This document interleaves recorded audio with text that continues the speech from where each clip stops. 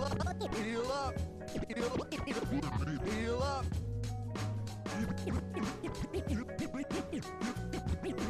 Healing boost.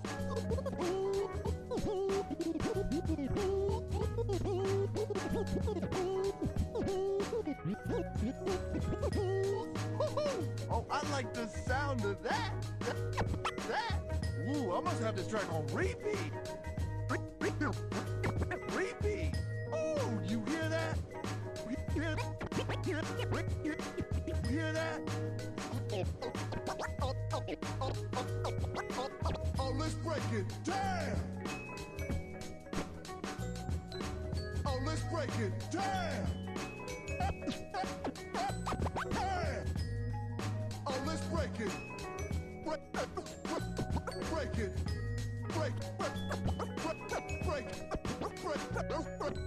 Break it down.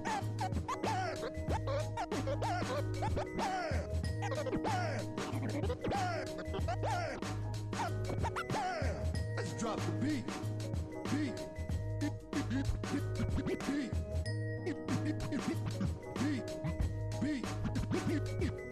Let's get you healed up. Let's get you healed up. Healed up. Yeah. Healed up. Yeah, let's move it, people. Yeah, let's move it, people. Yeah, let's pick it up. Lucio coming at you. Coming at you. Yeah, time to heal up. Oh, turn it up. Turn it up. Turn it up. Turn it up in my headphones. My headphones. Turn it up in my headphones. Audio medic. Audio medic. Audio medic. Move to the beat. Boost. Boost. Oh, this is my jam. Time to accelerate.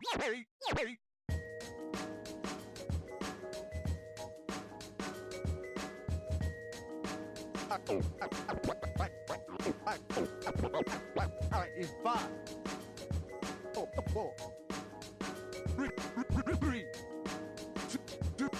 2, 1. F it up. Oh, I'm in the groove. Back in the mix. Check yourself. Oh, feel that healing beat. All right, heal up. Heal up. Heal up. Heal up.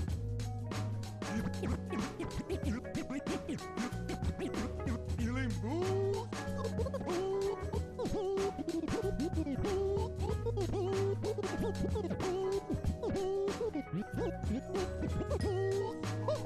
Oh, I like the sound of that. Ooh, I must have this track on repeat. Repeat. Oh, you hear that? You hear that? Oh, let's break it down. Oh, let's break it down. Oh, let's break it. Break it.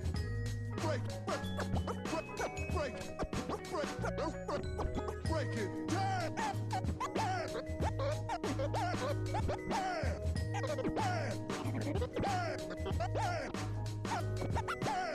Let's drop the beat.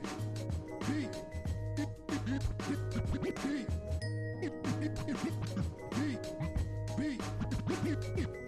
Let's get you healed up. Let's get you healed up. Healed up. Yeah. Healed. Healed up. Yeah, let's move it, people. Yeah,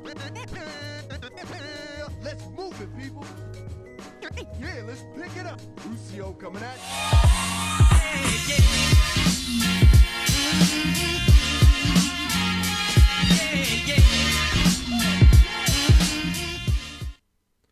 All right, we are live, ladies and gentlemen, boys and girls, children of all ages. Welcome to another episode of Off the Wall, powered by CGO Console Gaming League. I am your boy, Mr. Dazzle167. With us today, we have the one and only Swift. How you doing, man?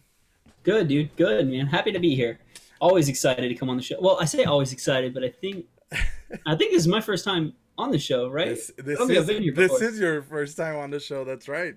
And this what a good time to be on, right? Because we obviously have been talking about it for the past few days. We have major announcements on the show today.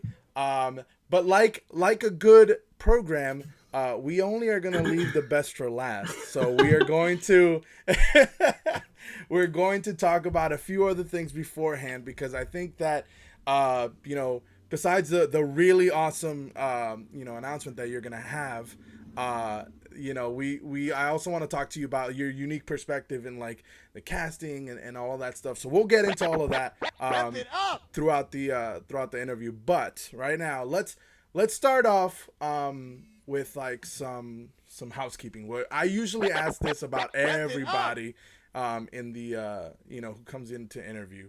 Let's talk about your origin story. Everybody's gamer origin story is really interesting. I always find it interesting in how they got into Overwatch. So tell us, what did you start playing when you started, just playing video games? What were some of the first games that you played?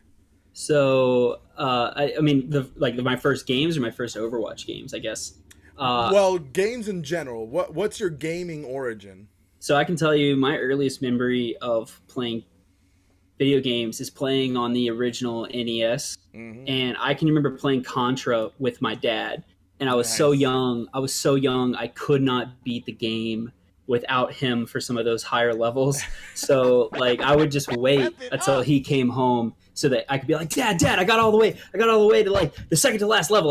But I paused it. So now I need you to sign in so we can beat the game. So that was kind of my intro into gaming. And then my uncle got one of the original Sega Genesis, like day one launch Genesis, and those things are monsters to say the least. And that kind of, grew into it from there. My brother got an original Xbox when we were little, and Halo was kind of the genesis of competitive gaming to that in that sense. So that was kind of where it all started for me. And then in terms of how did I get into Overwatch, so I was huge into StarCraft when it first came out on PC. Okay. So I played an absolute insane amount of StarCraft, insane amount of Warcraft 2. Warcraft 3 came out, hit that hard, and then I started playing World of Warcraft from the beta. So I was like a Blizzard junkie for a long time. The guild I was in was actually one of the, I don't know if it was world first, but top 5 for clearing Onyxia back in the day on the Horde side. So I was real into World of Warcraft there for like a hot minute. And then I hear about this new game that Blizzard's coming out with, a brand new IP. I got to know about it. So I get in on the I think I got in on the open beta. I don't think I was a part of the closed beta, and just kind of fell in love with the characters. Mostly fell in love with Tracer and Soldier and Reaper. Those were kind of the characters I gravitated to really early on. I thought their story and what they kind of brought to the mythos really intrigued me. So I played with them, and then as things kind of shifted around, I've always been the kind of player that's I'm here to win. I'm going to try and put together a winning team, and if everyone on my team wants to play DPS and we need to support, well, I'm going to go to quick play and grind out 100 hours of Zen and figure it out and fill that role for our team, because it was just easier at that time when dive was so prevalent to figure out how to play support, because everyone and their brother wanted to play Genji. So that's kind of my trip, I should say, my evolution of kind of gaming into where we are right now for Overwatch. The other game Right. that I was huge into was The Division when it first came out. I was real Oh big yeah, into Division. the Division was dope. Division was a really good game. Yeah. But I kind of get like the I understand now like the whole aspect of how you get into Overwatch, which is why I always ask people that where their gaming origins came from, because you know it seems that like a lot of people either come from a really heavy FPS background, or they come from like a really heavy MOBA type of thing, or some sort of strategy game that allows them to do all of that stuff. So you know that really allowed it to be that way. So I think that is really cool. Some of the games that you got into early on. What was your first memory of Overwatch? Like what eventually led you onto Overwatch itself?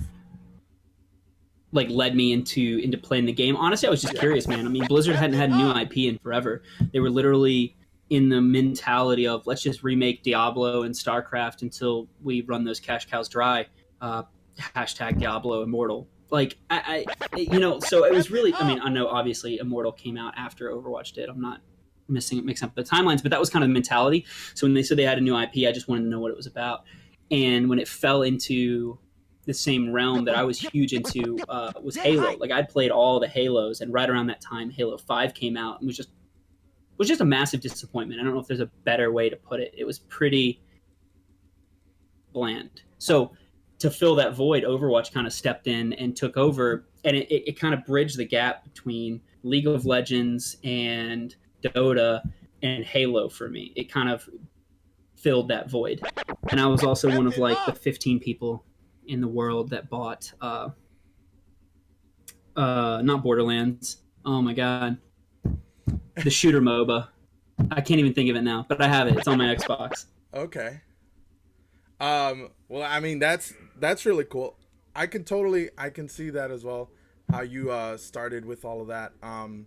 What was some of the first heroes that you started playing in Overwatch? What did you start? Or did you think when you saw the list of characters? What were some of the first games that you started playing? Like not games, but obviously like characters.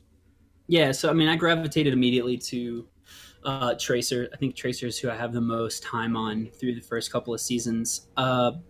Just her playstyle really fit with what I played and literally everything else. I was a rogue in WoW. Get in, get out, annihilate one player, move on to the next. So I played a lot of Tracer, a lot of Reaper, and a lot of Soldier 76. Mostly just because when I wanted to turn my brain off, Soldier was so strong in those first couple of seasons. So that's where I started. I never really gravitated to any tanks, to be completely honest. I play some of them now, but wasn't really my cup of tea. Right. Okay, cool. I mean, that totally makes sense to me as well. Like, I think that like, it just talks about like the type of gamer that you're gonna be because of what you pick immediately, or what type of background you are, like as far as gaming goes. So I can totally see that. And I think Tracer's one of those interesting characters. I know like a lot of people like one of the most interesting answers I've had before is like I think like Dankis was saying, oh, I played Lucio because first, and like to know him now as like a DPS main and stuff like that. So I think it's funny how people start the game off and then end up wherever they are. So it's cool to see like the progression. Well, it's interesting, man. Like I started out on Tracer because I felt like that was where I could make the most impact as a player, just by mechanically trying to take over games in my SR. And then I realized that I'm not as mechanically gifted as some of the players in my tier, and where I kind of shine is my communication. So I took a backseat, switched to support, and kind of became kind of the battlefield leader for my teams, even in comp. So that was kind of the shift that took place, and it makes a little bit of sense given kind of my role in real life. But yeah, I mean that was kind of the evolution for me. As I realized, I played Tracer up until maybe mid diamond, and then just DPS up until mid diamond. Realized that I was stagnating and couldn't go any higher, so I needed to shift over to a position where I could really impact the entire team, and then swap to support. Played a lot of Zen, Moira, Mercy, Brig, climbed to low master a little bit. Nice. And I think that's telling about how people climb in general. I think that, there's always been like that theory of, there's people who say, well, you can only climb by flexing, or you can only climb by, maining a type of role, or even one tricking people. I've heard people say there's the only way to climb is to like be really good at one character. So like, it just depends on how people climb and stuff, but that's really interesting. What's your SR like nowadays? Dude, we've been so busy. I think I placed last season, and then I placed somewhere in the ballpark of like 3670, and then never touched it. Like I decayed all the way back down to 3000, and I haven't placed this season. I was actually joking last night. I think I turned my Xbox on for the first time to play and not just stream a game or cover a game or fill an event for the first time in almost 3 weeks. Just because we have so many different things going on, right? We've moved into Super Smash Brothers, Mortal Kombat. We've got Apex going on the weekends. Like, there's so much happening to support that combined with like my day job, I just don't have time.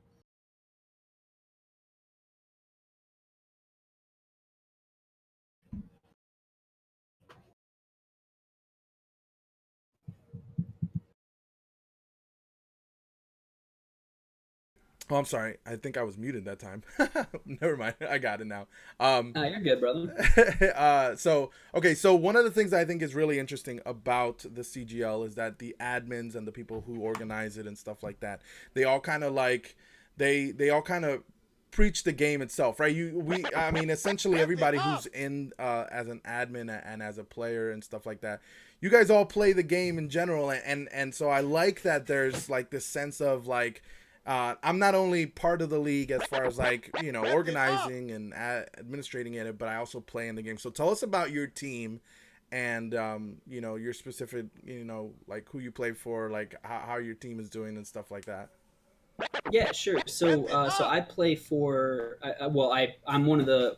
Jay and I helped kind of form Arc Flash Esports. So we had a team in I think 4 of the 5 tiers this past season, and so I played on the tier 3 team this past season because my SR allowed me to kind of be one of the higher level players on the tier 3 squad. So we competed there. We had a bit of a rotating cast throughout the first couple of weeks, which ultimately led to us missing the playoffs by a technicality, unfortunately. And for being honest, it was a technicality in our own rules that I helped write. So Yeah. like one of the teams we were supposed to face in week 9 was mathematically eliminated from playoffs, like even if they won. So they just forfeited us. They just didn't play us. And as a result, the way the rules were set out is if the other team quits out a week in advance, then you get the win, but no map points. So we ended up tying, but because we had less map points, we didn't make the playoffs. So, them's the breaks. That's how it goes sometimes. But we were a relatively new org. We just formed up last minute, and mine, Jay's, Matt's, Just Bucks. We're all kind of spread thin when it came to recruitment. So we were pretty happy with where we finished towards the end of the season. We're confident that we have a good core crew going forward. Right. So we're excited for the next tournament this time around. And I want to say that like the reason we split into an org is because we all started as one team. Like we've been playing together. We call ourselves Arc Flash now, but we were really Sombras Tech Support starting in season 3. And I've been playing with just T-Buck for like 2.5 years at this point. Dude, him and I got in on Crisis back in like the Overwatch X League days. So it's wow. Been a minute. But it got to a point where we started to like spread out in SR, in Skill Gap. And it didn't really make sense to have everybody on the same team when we could split into 2 and have, tighter competition. And so Buck and Matt took over, or Buck and Witty took over the tier 1 team and championed that crew all the way into the playoffs before they ended up losing to, I think, Instalock in the semis, which is unfortunate. Yeah, so I mean that's kind of the genesis of our org, Flash Esports. We're really excited. We just signed a Mortal Kombat 11 player, Sender Shots. Shout out to Sender. He's going to be representing us in the weekly tournaments going forward with console combat.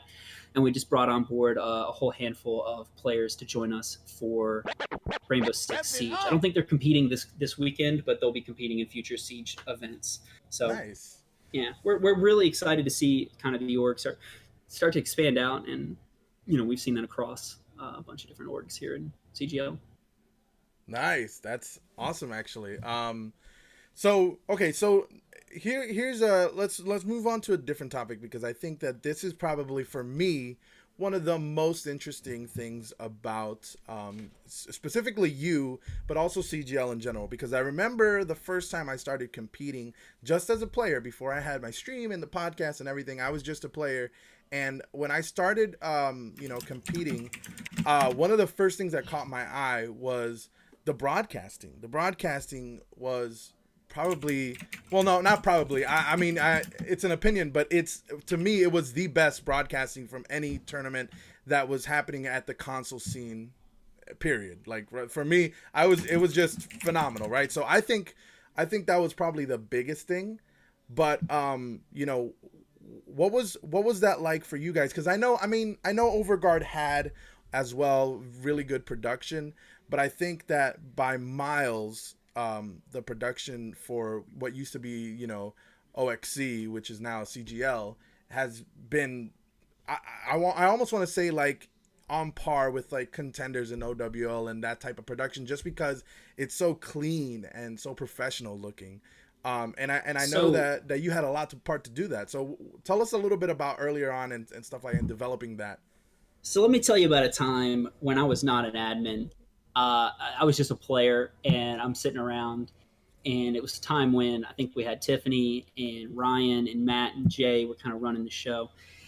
And Ryan was doing a phenomenal job running the assets and running the stream. And I got to tell you, we wouldn't be where we are without Ryan's graphic overlays. I mean, I think by far and away, the first thing you notice when you tune into any of our streams is how clean the streams look. So I got to give Ryan a huge shout out there. But I noticed he was literally drowning in work. There's just too much to go around.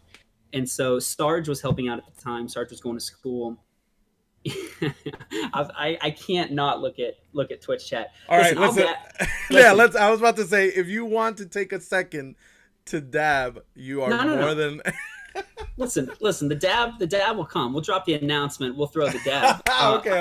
I saw somebody was offering a gifted sub if I dab. Is that right? Don't make me scroll back up and find you.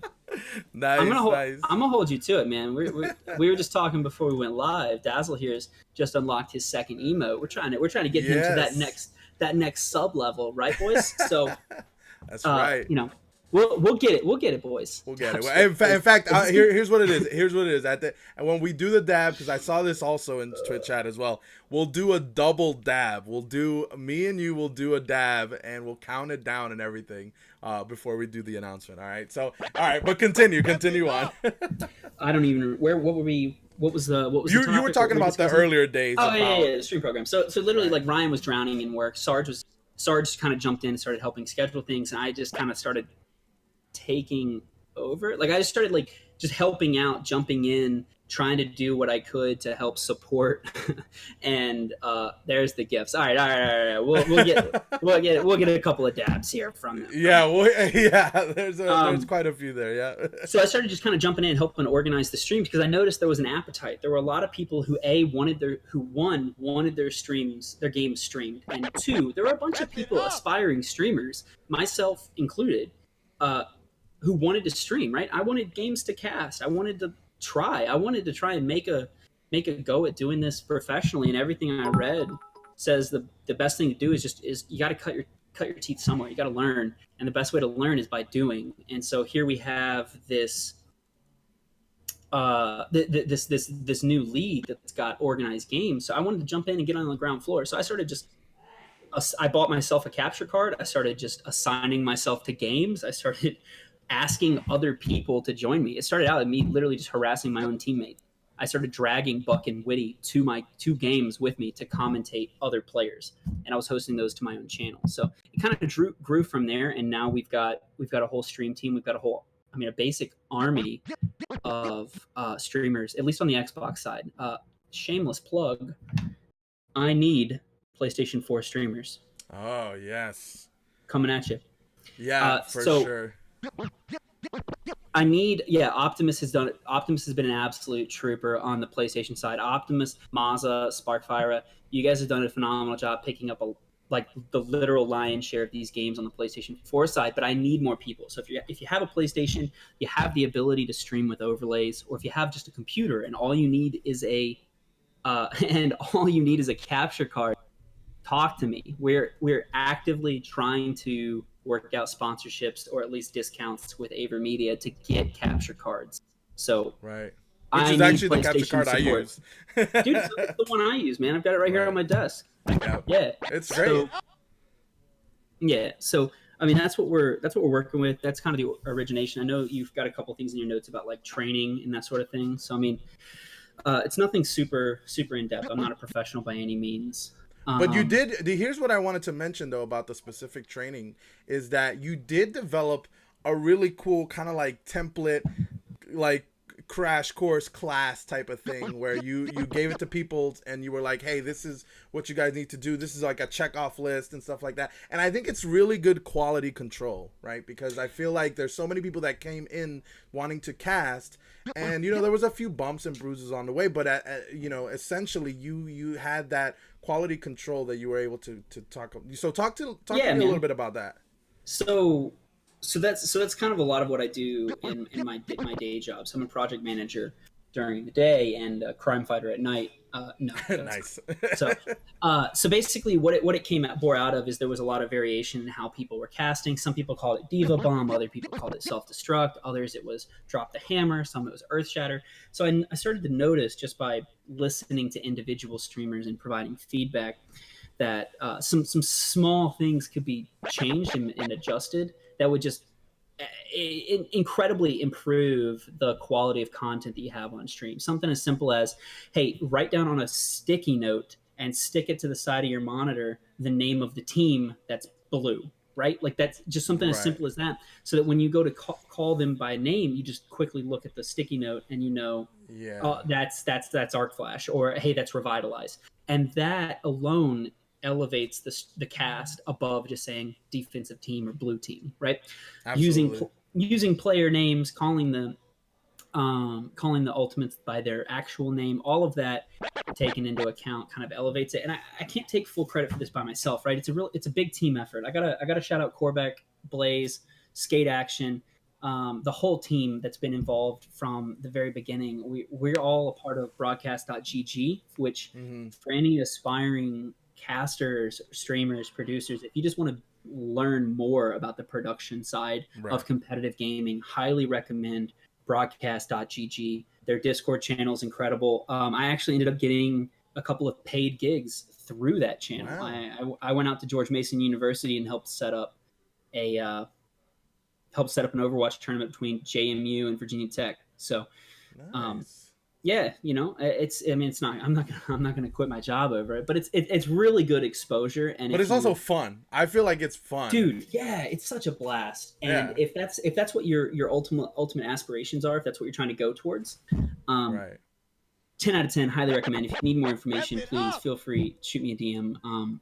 Actually, if you have any questions about streaming in general, I'd love to help answer and kind of point you in the right direction. Oh, absolutely, and I think that's really telling because when I first started this show, I think one of the biggest things that was, you know, for me, you know, I was new to streaming, so I always asked questions to like everybody. I'm sure I asked you, I asked a whole bunch of people, and you know, you guys were all really helpful. And you know, in setting the stuff up, and that's why, you know, initially I was like, you know, if I'm gonna do this show, I definitely want to do it like powered by CGL, and nothing more than just like you guys help me out with, you know, knowledge, and that was huge for me. Well, yeah, man, and I gotta say, like, even for my own personal stream, I hit affiliate within like 2 weeks just by casting League games, right? And everyone in the stream team, when they cast games to their personal channel, they hit affiliate almost overnight because the requirements are relatively easy to hit, right? 50 followers, 3 average viewers. It's pretty easy. Yo, my Discord handle is Swift63. Don't listen to Headrammer. That's not Swift64. I don't know who that guy is. That's not him. Headrammer with the bad info. Yeah, it's Swift63 and my Twitter handle krattler3. I'll drop it in chat. There you go. So you can check that out. So shoot me a note, man. We'll get you squared away. Nice. Yeah. So I mean, that's kind of the genesis of it. That's what we're trying to do to help explain some additional training. And we're constantly learning, right? We just learned that OBS has the ability to integrate Skype video chat into your stream, right? So like what we're doing right now on stream is like we have a kind of cropped OBS cropped Discord windows to get the video chat that you see on screen, but like actually using a little bit of finagling, you can get native video chat, which is really pretty fascinating. We're going to start using that going forward with some of our fighting game streams, because those types of games really lend themselves well to webcam interactions and that kind of thing. Nice. I mean, I think that's huge. I want to talk about something a little obviously related, but I think it's a little bit different. So we talked about, I feel that CGL has, probably the best, console scene, broadcasting, on the scene in general, right? But hey, we do too, man. We do too. I appreciate that. I'm a pretty humble guy. I'll toot my horn. I mean, I've always said that before I had the podcast, before I did a streaming. I've always said that, right? But in addition to that, I know that when the season, especially this season, obviously because this season was the first season with that was a paid tournament and stuff like that. So this season was huge. There was massive amounts of number of teams that joined and stuff like that. So I know that, casting all of these games, must have been a huge burden. So there was probably an influx of people who you guys needed to cast. And, I noticed that, some of the complaints were that, some of the people that were casting who, weren't as well known as like maybe you guys who have been doing it for a while, there were some people who were like, there's some players who haven't had very good knowledge of the game and their casting. So there's some of those complaints and stuff like that. And we kind of addressed it a little earlier on with the quality control, where eventually you were like, okay, well we'll get through with some of that. But what were some of the more challenges that you guys faced early on as far as like that type of thing? Because I know I even experienced, I didn't have many games casted because I knew how difficult it would be to try to cast all these games. But I did have one game casted, and it was kind of like I tried going back and being like, hey, there was a few problems with it, but I get where you guys are coming from, because it's hard. I tried it myself, and I was like, I can't be too harsh because it is extremely difficult. But man. So I can talk a little bit about it. So. In seasons past, we were only Xbox, we were only NA, so it was relatively confined. And then when we transitioned here into the multi-tier tournament, the volume of players exploded, right? So we needed to bring people on board quickly, and we needed to onboard these guys to get them up to speed. And through the preseason, and I think week 1, we identified really quickly that there was just a glaring gap in professionalism, understanding of the rules, how to set up lobbies. Like, it was all over the place. So I shut it down. So if anybody noticed that you weren't getting your games streamed from week 2 to 3, it's because I pretty much made the call. I'd rather not have the stream at all than have the stream be scuffed as all hell, right? So I shut it down. We put together what we called the Stream Team Boot Camp, and that was the document and quiz that all of our streamers were required to take and complete before they were approved to cast league games for us. So that resulted in a couple of things for us, right? So one, that caused me to lose a lot of streamers, right? A lot of people were like, "You're going to make me take a quiz? Screw you. Screw you, guy. Yeah. I don't want any part of that." And they left, which is whatever. It's fine. If you're not willing to put in the effort to take a quick literal 8-question quiz, get out. So the second thing it did was it helped elevate and really teach a lot of people that were already on the stream and willing to put in the time the rules, right? So we taught them how to set up the lobby, like how to make a preset, which you think is intuitive, but it's really not. It can be like anyone in chat right now, anyone in stream team, don't say anything. Where is the option to turn off kill cams in the lobby? Ooh, this is a pop quiz. Right? Like straight up, like something as simple as that, because that's in our Right. rules. In tournament play, you need to have kill cams turned off.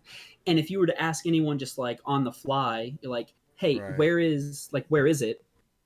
People are like, oh, dude, I totally know where that is. I can totally find it. And then you get in there and you're like, oh hell, Yeah. it's game time. It's game time, Right. and I can't find it. Oh no. Which happened. It actually happened to me personally for my team, and it's something that I brought up with the people who were streaming it, and I think I brought it up to like Headrammer. I don't know if I mentioned it to you, but I think it was something that like as a player it frustrated me and some of my teammates as well. But I also knew that it was, like you said, it was something that like there were some people who just came in and were trying to do stuff, and it was obviously so much of an influx of people who were brand new to it, who had a more difficult time setting up and casting and doing type of analysis and stuff like that. But definitely, I can see how there were improvements, and I think that's one of those things that people don't obviously now that we're talking about it, people can know about it. But I think at the time, the only people who really knew about it is people who were on the inside, And Yeah. so that's the type of thing. Is like people were like Yeah, it's frustrated. tough, yeah, it's tough because sometimes people, that's their biggest complaint. Oh, the whole casting thing, and then they don't realize that they're before. Yeah, the casting was amazing, but the teams were also smaller, and there was a lot less involvement in that case. Well, it also gets to a point where, I mean, you got to figure we had 240 teams playing each week, so there was it's just not possible to cover all those games. Right. And then you layer on top of that the fact that we now have Blizzard giving us some constraints on when and where we can stream, Right. and we start to run headfirst into some issues. And so one of the things we kept getting is like, bro, why the hell can't you stream my game on on Friday night? Yeah. Like, so what if Blizzard's streaming? They got 190,000 people watching. You've got 50 who, like, they would never come down on you. And you'd be surprised. Is, like, yeah, you'd be surprised, man. And so we actually have a really good working relationship with Blizzard. We have a point of contact that we kind of work through for some of our contract pieces. I want to clarify, they don't provide us any funding. They don't do anything other than give us a little stamp of approval that says we won't sue you.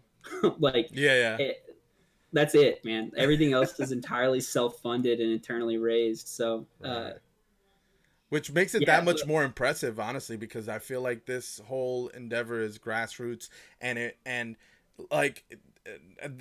doesn't show, and I mean that in a really good way, because it's so professional and clean looking that you would never really think about it as a grassroots effort. And it really was, because I was there when it wasn't a paid tournament, and then when it became one, it was like, oh man, this is like, it's huge for console. It really is. Yeah, man, it's big. Yo, let's flip the script. When did you join CGL, bro? I think you've been here. Well, have you been here longer than me? I don't think so. I started playing when it was OXC last season. That was my first time in the league. Okay. So I haven't been there for that long, but not to brag, but I did beat Headrammer in the rival tier masters for the finals. So I'm just saying, rival tier champ over here. All right, just saying. Yo, shots fired, bro. Shots fired. But yeah, no, it's that's why it always impressed me, and that's why when I even started the idea of streaming, I was like, dude, I gotta, it's impressive to see this in console. I really want to dive into it and stuff like that. So yeah, for sure. Absolutely. Well, listen, I think this is probably around the time that we should probably do the announcement, because I think the announcement is huge, and we should also talk about what's going to be in it, and that's going to take a bit.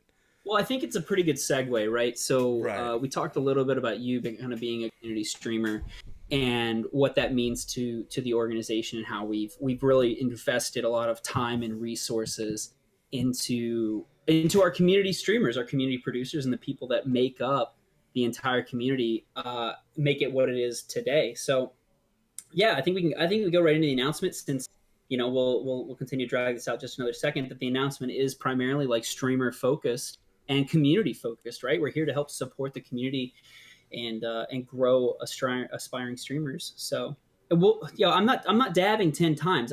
One dab.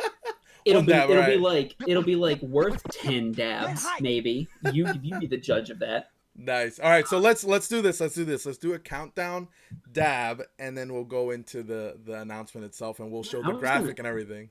I was gonna dab to close the whole thing out, man. We could do that. We could do that. That's fine. All right. So let's do this. Let's talk about we'll switch over to the graphic now. Here we go. Here's the announcement, guys.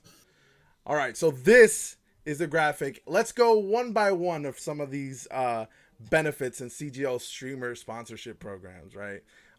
One of the first one is like all of these benefits, and there's requirements, right? So tell us, before we go into each bullet point, tell us a little bit about what made you guys want to do this in the first place.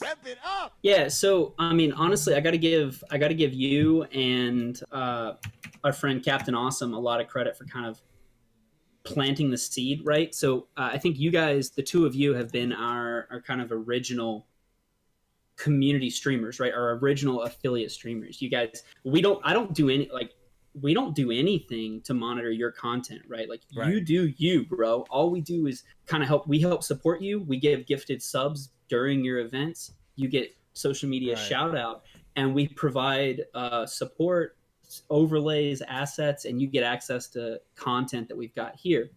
And we do kind of the same thing with we've partnered recently with Warren over on the PlayStation side. He's doing his weekly series, kind of doing what Fresh Nuts does.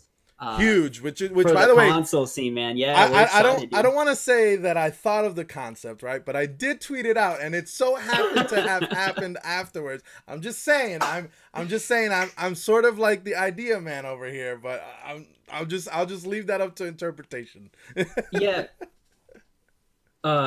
So that was kind of the genesis of it, right? And then it led off the back of I had a tweet posted with like, hey, I need producers. If you're looking to get into streaming and you don't necessarily have the hardware, have the capture card, reach out to me and we'll try and get you some of that hardware. Right. And the response we got for that kind of drove us in this route. So the reason we feel like this is the biggest announcement we have yet, larger than our $10,000 Overwatch tournament, is that this is really community first, right? So if you have aspirations of being a streamer or have aspirations of contributing outside of CGL, right? You do your own thing, play your games, interact with your personal community. But if you represent what we stand for here at the CGL, if you're playing with a controller, right? I don't care if you're playing Super Nintendo, Sega Genesis, Nintendo Switch, Xbox, or PlayStation, you're eligible here, and we'll help kind of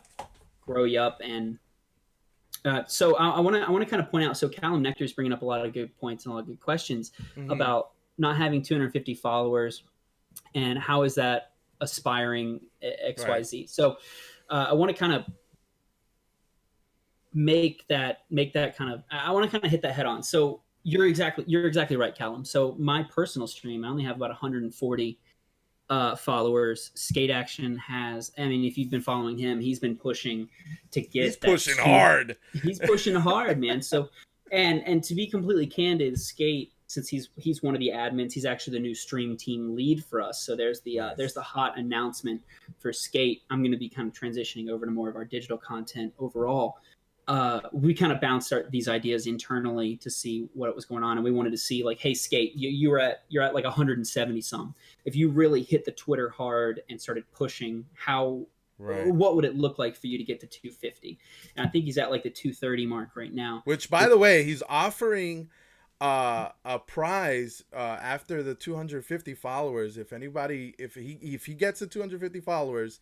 And he's he gets to that point, he'll be able to get you guys a elite controller, from what I've heard, right? An Xbox One elite controller, yeah, dude. Right. That's what because he sees the value here. Because like what's going to happen is, absolutely. So we kind of go through this line by line, but like outside of added to our auto host, outside of the random gifted subs, you get the social media promotions. So we'll guarantee you get at least four of those a month off of our main server. When you go live, we'll post it from our channel. And our right now our Twitter has about 2,700 followers, and our Instagram's got over 2K. So the reach is pretty significant in those regards. You'll also have your own kind of page on consolegamingleague.com. For those of you that were around when we first launched that website, Dazzle, we talked a little bit about it. There's a page there for the happy hour. That was kind of our proof. That was kind of our proof of concept, right? The happy hour took a back seat because we realized that there's so many games, man. Like, yes, we were literally totally going insane trying to cover games, and so when we had a day off, we.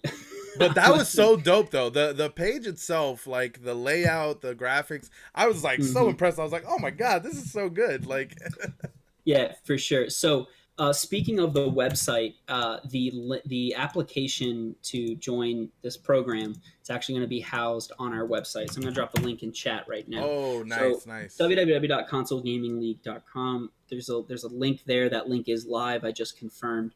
So you'll be able to submit all of your information and come through there. Now, I do want to say, just right off the top, if just because you meet all of these requirements, it doesn't guarantee automatic admission, right? We still reserve the right to review your channel, review your social media, and make sure that everything that you're doing is kind of on brand, right? I'm not going to come around and micromanage what you're doing, but we are a family-friendly organization, right? I want to.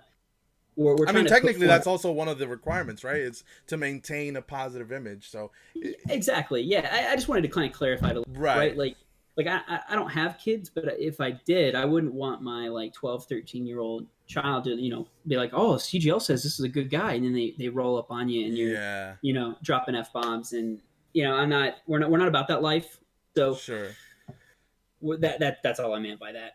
Well, and here's one thing that as soon as I saw this, because I did see this a bit ago before we actually, did the announcement and everything. And we were bouncing off ideas and stuff like that. And when I looked at the requirements, at first I kind of thought what everybody thinks was like, oh well, might be a little hard for aspiring streamers. But here's the thing: I talked to other streamers, and we all kind of people like Scary Dragons and I spoke to like Blood and some of the other people, and we all have a chat on Twitter, and we were all talking about how to be a streamer and to, especially in console, which is such a smaller scene, you really do have to like put in a lot of work, right? And a lot of work that requires you to self-promote, a lot of work for you to gain followers. You have to do things in order to get stuff back, and so even though 250, followers is a high mark, it is also, it just shows how much work you're willing to put into it, right? Yeah, well, so I'm going to level with you, man. Like we look at this as kind of the middle ground between affiliate and partner. So, yeah. I mean, let's be real, dude. Like, I don't know if you had the same excitement, but when I got my affiliate, dude, I mean, I saw Captain Awesome's tweets. I had the exact same reaction, bro. I was hyped out. I told anyone that would listen, like, dude, I got affiliate. I'm going to start making money on Twitch. And then you start to look at the fine print, and you're like, wait a minute. Yeah. If I don't hit $100, I don't get paid anything. Yeah. Also, to hit partner, you need 75 concurrent viewers. And to put that in perspective for anybody that's watching, 75 concurrent viewers is nuts. It's huge. I mean, that's insane. Like, I think, like somebody, like I've been doing the podcast for a while, and I think I average about, for the podcast alone, that's not even including my personal stream as far as like gaming and stuff like that. For the podcast alone, I will average like maybe 20 to 30 at most. Right. Yeah. So that's considering that the show has picked up in popularity and stuff like that. But like, like today's show and the show that we had with Nips when we first announced the multi-tier tournament and all that stuff, like those have been the shows where I've had the highest peak, right? But right. But those are just the norm. Yeah, exactly. Yeah. And that's very hard. So the thought is that this program, this system is going to help kind of support through, is going to help supplement that middle ground, right? Like, how do we get you from point A to point B? You need a little bit of help, a little bit of assistance. And we built a phenomenal community. The Discord's got a little over 7,000 people in it. And then all of our social medias are over 2K. Like the reach, the communication, the people, it's there. So that was what we had in mind here. And there's a lot of different support structures in place to help make everyone successful. Right. Well, let's go really quick through some of the bullet points here, especially the benefits, because I think that's what everybody really probably enjoys from it. Yeah, exactly. So the first one is added to CGL's auto host list on Twitch, which it's a huge thing because I think auto hosting people. I have a list of auto hosts on my channel that are strictly people that I respect and I have a good relationship with, and I think that's a big thing, especially for a channel that does have quite a few viewers, so I think that's big. Let's talk about the random gifted subs from CGL. How is that going to be something that you guys implement throughout the program? Yeah, so I think the plan is to give those away through our through the breakdown, right? So we're gonna have those kind of the weekly shows. So there'll be a monthly show where we hit certain thresholds. Nice. Or at set intervals, we'll give those subs away. So they'll just be entered into a drawing of sorts, and so anyone who's present in our chat at that time will get subs to your channel. That may change. We've got to work through what that looks like, but the plan is similar to tonight, how CGL kind of showed up early on and gifted about 10 subs out. Like that's what we kind of envision it, right? Like if you've got a big event going, you've got a handful of people in your chat, we're going to come in and help support it. Right. Nice. Okay, so we also have here in the third bullet point, social media promotions 4 times a month. So is this in particular to a specific individual where that individual we're gonna go, pick out the ones we're gonna promote, or do they get to choose, or how does that work? So this will be driven by the caster themselves. So okay, we have a social media team internally. So let's say Daz, you have a couple of big interviews coming up, and you're like, hey, these are going to be big. I've got some like let's talk about Numlocks coming on a little bit later. Right, that's a prime example. So you reach out to us, you're like, yo, I've got Numlock coming on at 6 p.m. Right. I think this could really be huge. There's a lot of people that would really want to see this. Can you this is one I want tweeted out. So you give me like a draft of what you want me to say. Yeah. We can add some images or something to it, and we'll tweet it out for you. So that's kind of how it would work. Is you come to us, you're like, yo, I've got this event going. Here's what I'm seeing. Here's what I'm thinking. This is going to be hype. I just need a little bit extra to push me over that edge. Exactly. That's awesome. That's really good.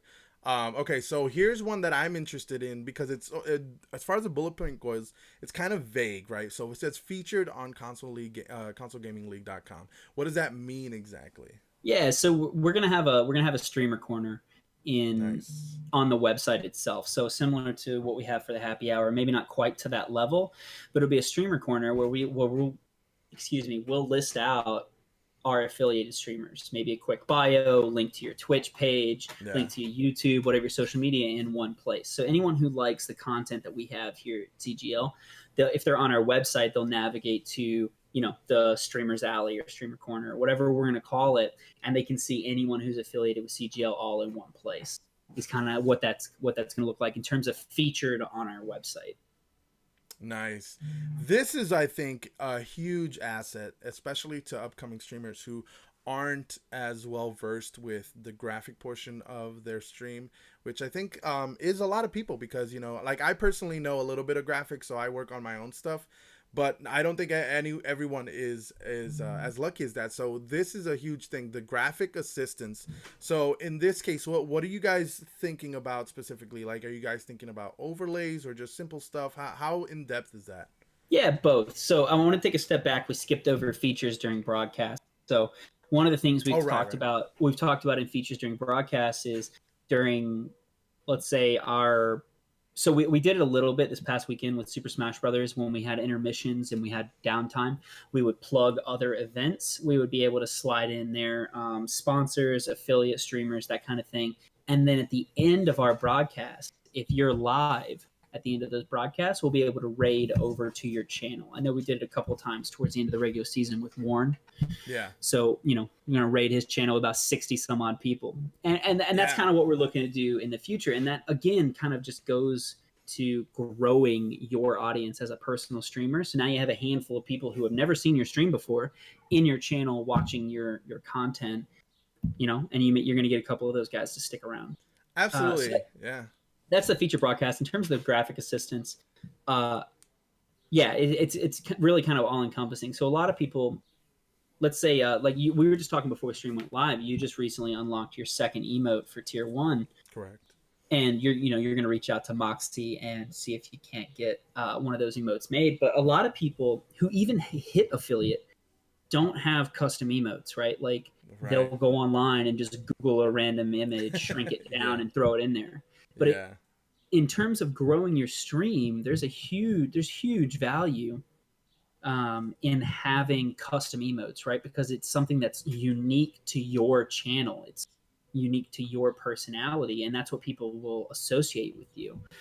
So something along those lines will help connect you. We've got a couple of emote artists that we communicate with on a regular basis. We've got a couple of graphic artists on in the staff server. So that's kind of the vision, right? If you're an aspiring streamer, you're trying to get in the door and you just don't know where to start, we can help provide some of that training, similar to what we did for aspiring commentators and casters, if that makes sense. Right. There's a good question in the chat as well from Mist saying, if you stream from Xbox and can't have overlays, can you still apply?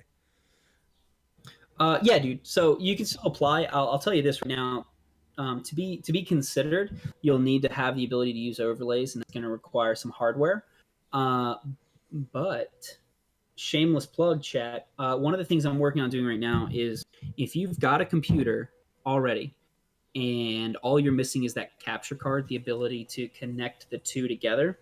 This is my hand motion. Connect the two together. Right.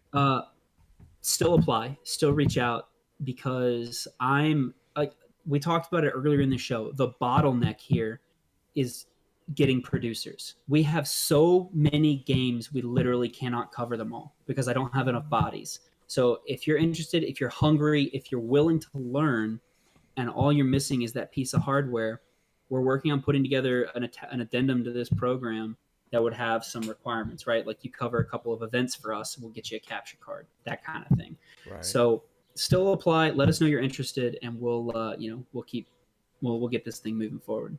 Yeah, exactly. And here's another thing too. One of the, this might be a different type of aspect, but I know there's a lot of players in the top 500, people who do quite a bit of streaming from the Xbox app, and they meet all of the requirements. The only thing that they don't have is a capture card. So in those cases, like, if those people, they had that ability to grow a stream. I know people who average 30 viewers and yet they don't have a capture card. Yeah. They might be able to apply and be even considered for something like that. Yeah, absolutely, dude.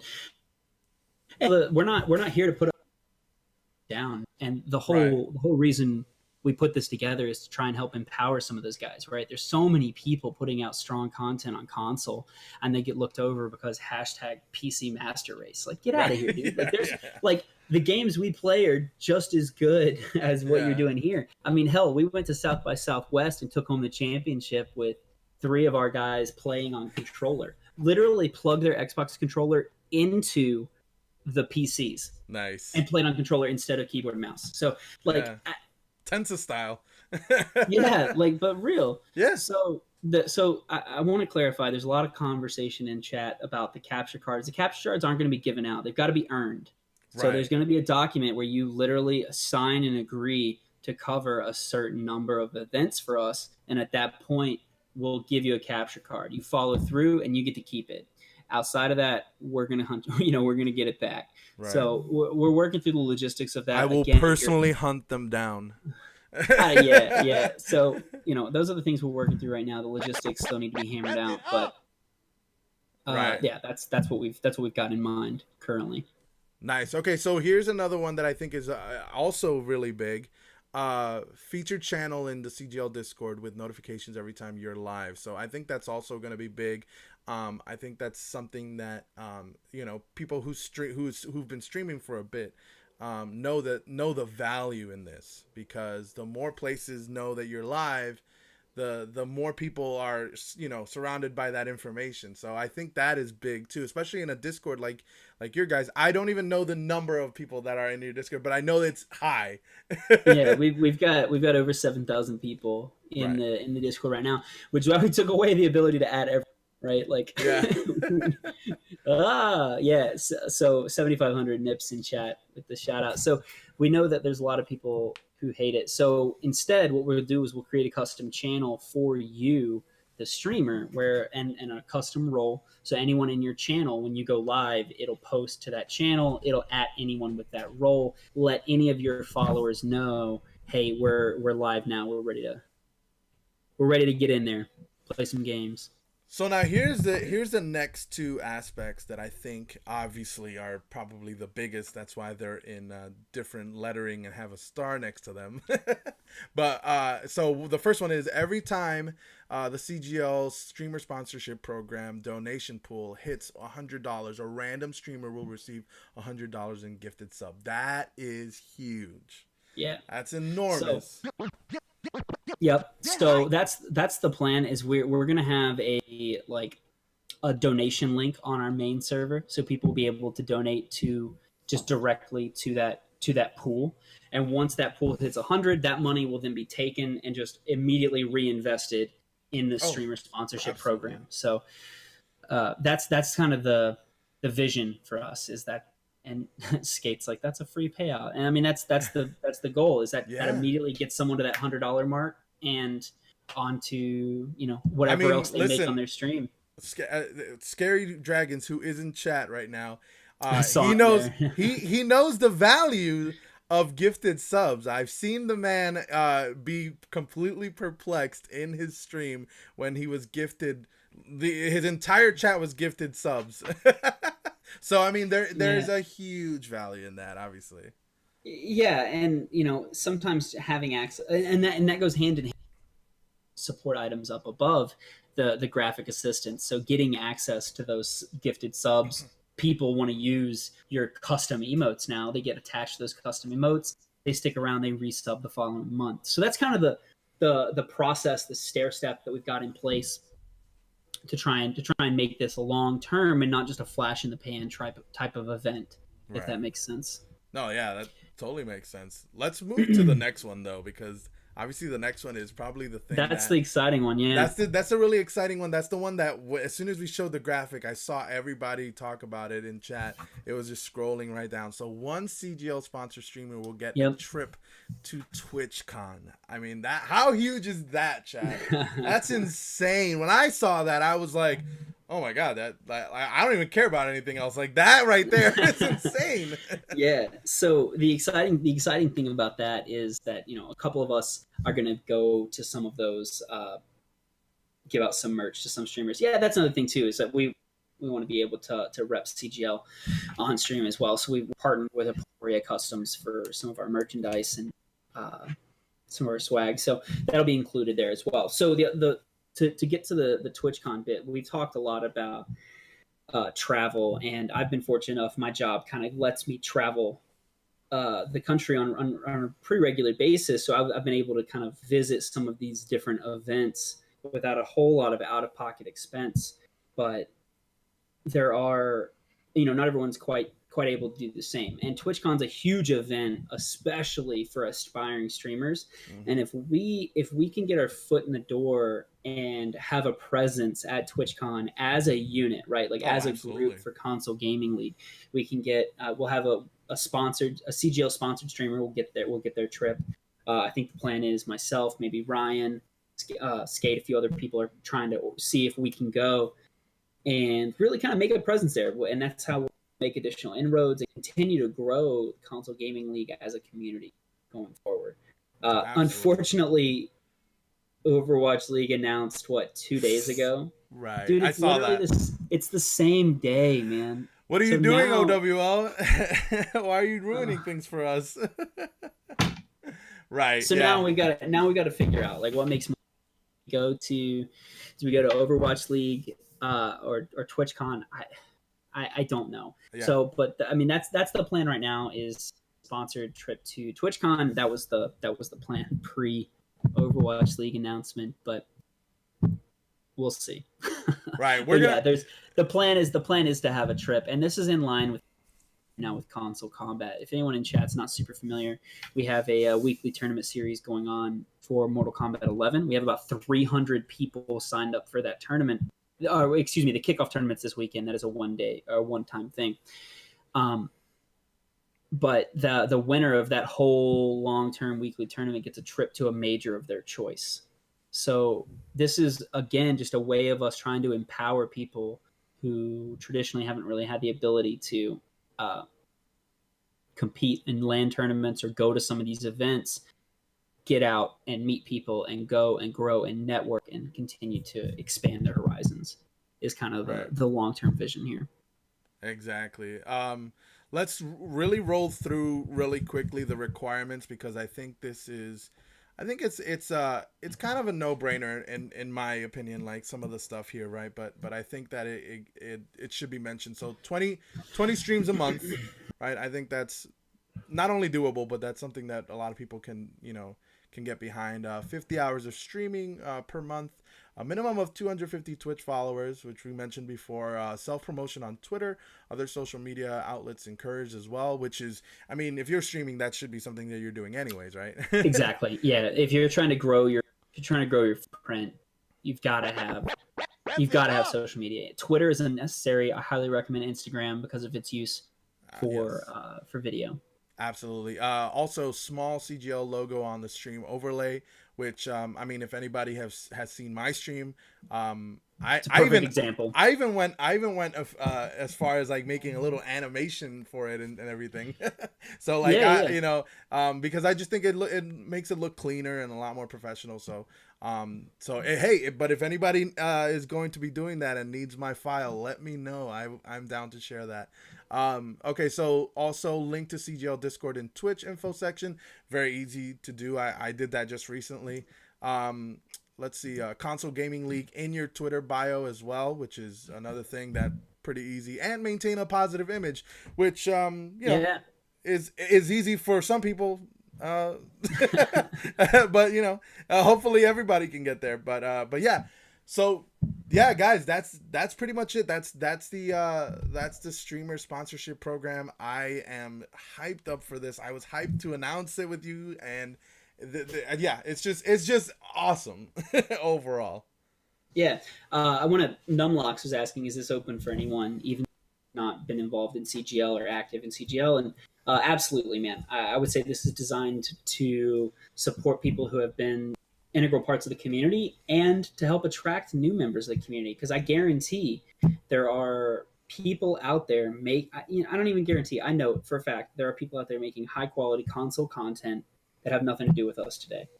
Right. But if we can do something to help improve their footprint and grow their platform, and that's what we'd like to do. Yeah, exactly. And yeah, like to answer, he was Numlocks was mentioning 20 streams per month that isn't streaming games for CGL. Yeah, it doesn't, I mean, according to the requirements, if I'm reading it correctly, it doesn't have to be CGL matches that you're streaming, right? It just has to be streaming in general, because you could be a content creator who just promotes, CGL in general, like just by doing comp, right? I mean, yeah, dude. So I said it earlier, I want to close the loop. I mean, when we were putting this together, kind of in our mind, our genesis here was yourself and kind of the things Captain Awesome has done, right? Like you guys. I mean, I don't think Captain Awesome's covered any official CGL content for us.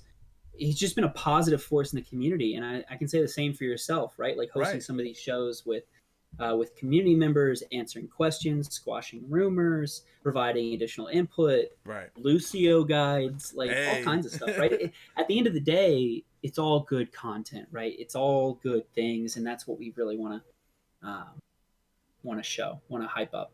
Absolutely. So yeah, so if for anybody who's talking about this, obviously you just have to be a content creator. want to promote CGL as an organization and a league and everything like that, and just have a positive image, right? Scary Dragons, who is in chat, says, I'm glad they're doing this. Encourages more console streamers to invest more effort and possibly putting more spotlight on the console streamers. And that's exactly what it is. I mean, essentially, that was my whole point of doing the show that I'm doing, is just to give light to a lot of these people, the really cool and awesome streamers and players that are featured. And so yeah, I absolutely agree with Scary. Well, listen, Swift, that's pretty much it, I think, unless you have anything else to promote. I think you do. I think we talked about something. I completely forgot about what it was, but is there any other promotion that you have? No, man, I didn't really have anything to plug my but it ended up coming up organically. Gotcha. Kind of in chat. We've got Arc Flash Gaming, myself, Jay, kind of helped put that together, but it's really run by the entire team. So nice. Well, yeah, listen, we're going to so we're gonna end the portion of the stream. By the way, I did not forget about the dab. We will dab to close the show. Oh, dude, I completely forgot about it. I do want a quick shout out. Skate Action's 26 follows away. If you want an Xbox Elite controller, pop over to his stream. Get that man the follows, dude. Yeah, dude. Probably I've told this to Skate Action, but he's one of my favorite casters because he did some of my games earlier on. And he was so generous about all of my plays when I was playing. So he's an awesome guy. I love it. He's a friend of the show. We've had him on, so he's great. So yeah, definitely look out for that for Skate Action. Really cool. He's good people, man. He's good people. Very good people. Cool. Well, listen. Right after this, I'm not even gonna stop the stream. I'm just gonna put like a be right back situation, and then we'll be right back with iNumlock. So before closing out the show, we have to dab. How do you want to do this? Do you want to do like a countdown? Do you want to just just go for it? How do you want to go? I feel like you need more space for activity. Right? Okay. Someone was roasting me earlier for not having a ceiling in my basement. It's a partially finished basement. I don't know what you want from me. Listen, who needs a ceiling? Because your ideas are your brain is so big it needs space, dude. Your brain is so massive that it needs the space. So you don't need the ceiling. Yeah. It's a plan. But nah, man, I think we can kind of close this out pretty organically. You have no takeaways if you have no other takeaways from this streamer sponsorship program, everyone should apply. Send in your information. We're trying to grow our streamer base because that's our limiting factor right now. So apply to the CGL streamer sponsorship program, reach, ask questions, get involved, be a part of this great community, Absolutely. Help grow the family. Can't wait to have you more involved. I've been Swift63. I think we're out. And hey, let's get it. Let's get it. Nice, dude. All right, cool. Well, listen, everybody, we'll be right back with iNumlocks. Base, I got you on the animation. Don't worry about that. Skate Action. If I go to TwitchCon, I will totally accept the drink. So definitely. All right, guys, we will be right back with iNumlocks. Give it about 5 minutes, and we'll be back. All right, guys. See you in a bit.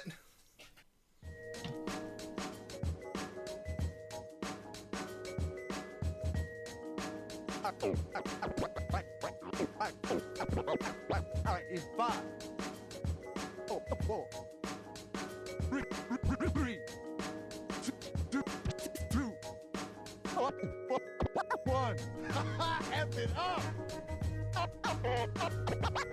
Oh, I'm in the groove. Back in the mix. Check yourself. Oh, feel that healing beat. All right, heal up. Heal up. Heal up. Heal up.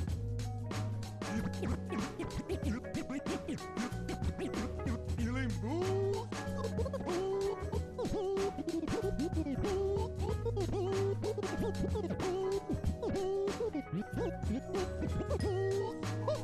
Oh, I like the sound of that. Ooh, I must have this track on repeat. Repeat. Oh, you hear that? You hear that? Oh, let's break it down. break it. Damn. Damn. Oh, let's break it. Break it. Break it. Break it. Break it. Damn.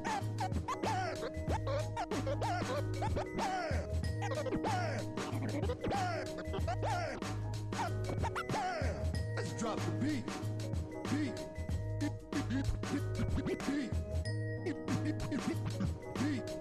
Beat. Let's get you healed up. Let's get you healed up. Healed up. Yeah. Healed. Healed up. Up. Yeah. Let's move it, people.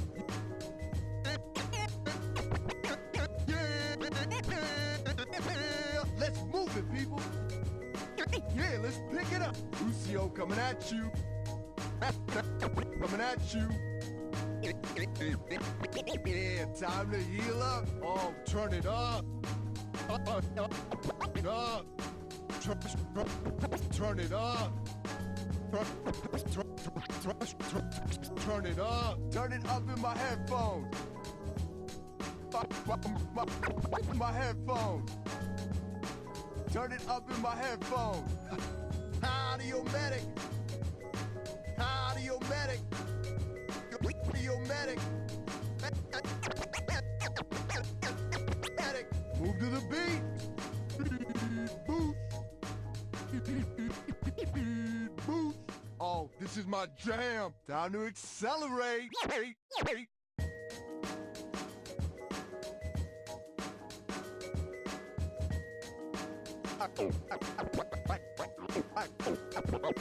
Alright, it's 5, 4, 3, 2, 1. F it up. Oh, I'm in the groove. Back in the mix. Check yourself. Oh, feel that healing beat. All right, heal up. Heal up. Heal up. Heal up.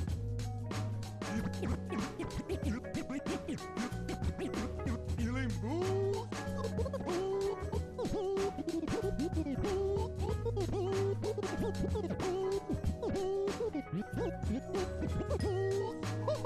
Oh, I like the sound of that.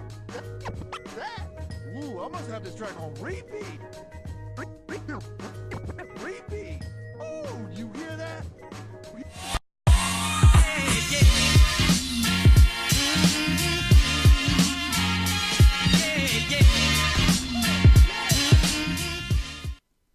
All right, and we're back, right? Hold on. Let me see if we could get you full screen here.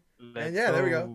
We are back, ladies and gentlemen. Another double-header episode of Off the Wall, powered by CGO Console Gaming League. Once again, I am your host, Dazzle167. You know me from like 5 minutes ago.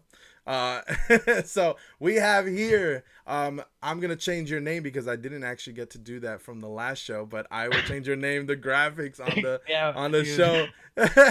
So my name's Swift, dude. Yeah.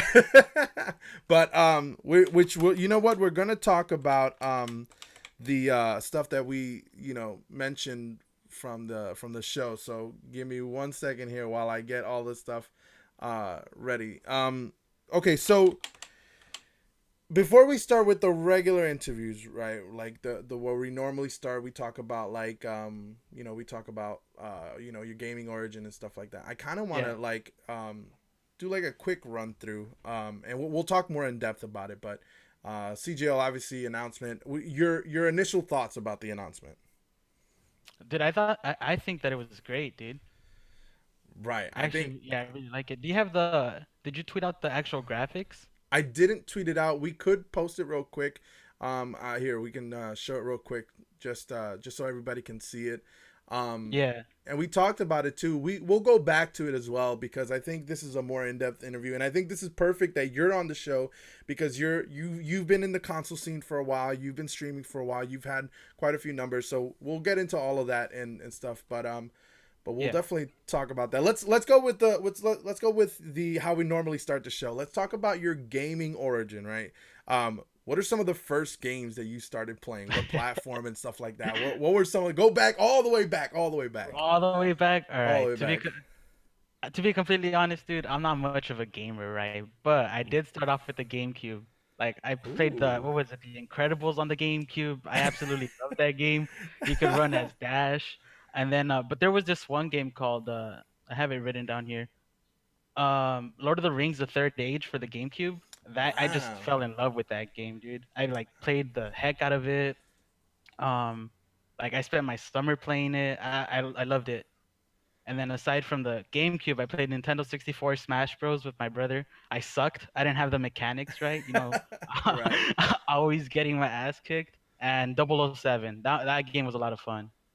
Nice, nice, dude. You're mentioning a lot of games that I don't think anyone has mentioned before on the stream because I always ask the same question to Yeah. everybody who's usually on the stream, and everybody usually says, you know, it depends. Obviously, some of them people coming from PlayStation or Xbox, but some people say, oh, you know, I watched or I played Call of Duty or Halo, Oh yeah. or you know, some of them people came from like League of Legends or even some games that were similar to Overwatch, which was like oh, what was that one game that I used to play a lot? Actually, it was part of the Orange Box, Team Fortress 2, Team Fortress 2, Yeah, Team which Fortress. that was a huge like predecessor to Overwatch because it had some of the same type of character builds and stuff like that. So you know, hearing you say some of that, I was like, what? I've never played those games. I never even heard of those games. But No, that's well, I actually awesome. played a lot of Call of Duty, dude. Like an insane amount Call of Duty. Nice, nice. Yeah, dude.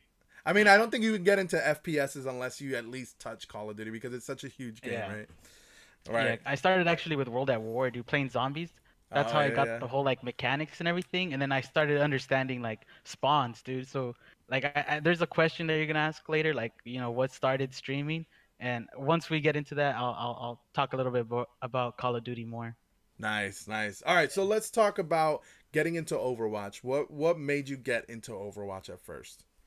My brother. So like I Ooh. said, you know, as a kid, I always played what was it, Super Smash Bros. With my brother, and I was in college, he was in college, and he started playing Overwatch, right? So every time I Mm, would join his party, he'd be with his friends, and they'd just be like, "Oh, dude, we have to capture, get on the payload, get on the payload." I was like, "What game are you guys playing? Like, what is this?"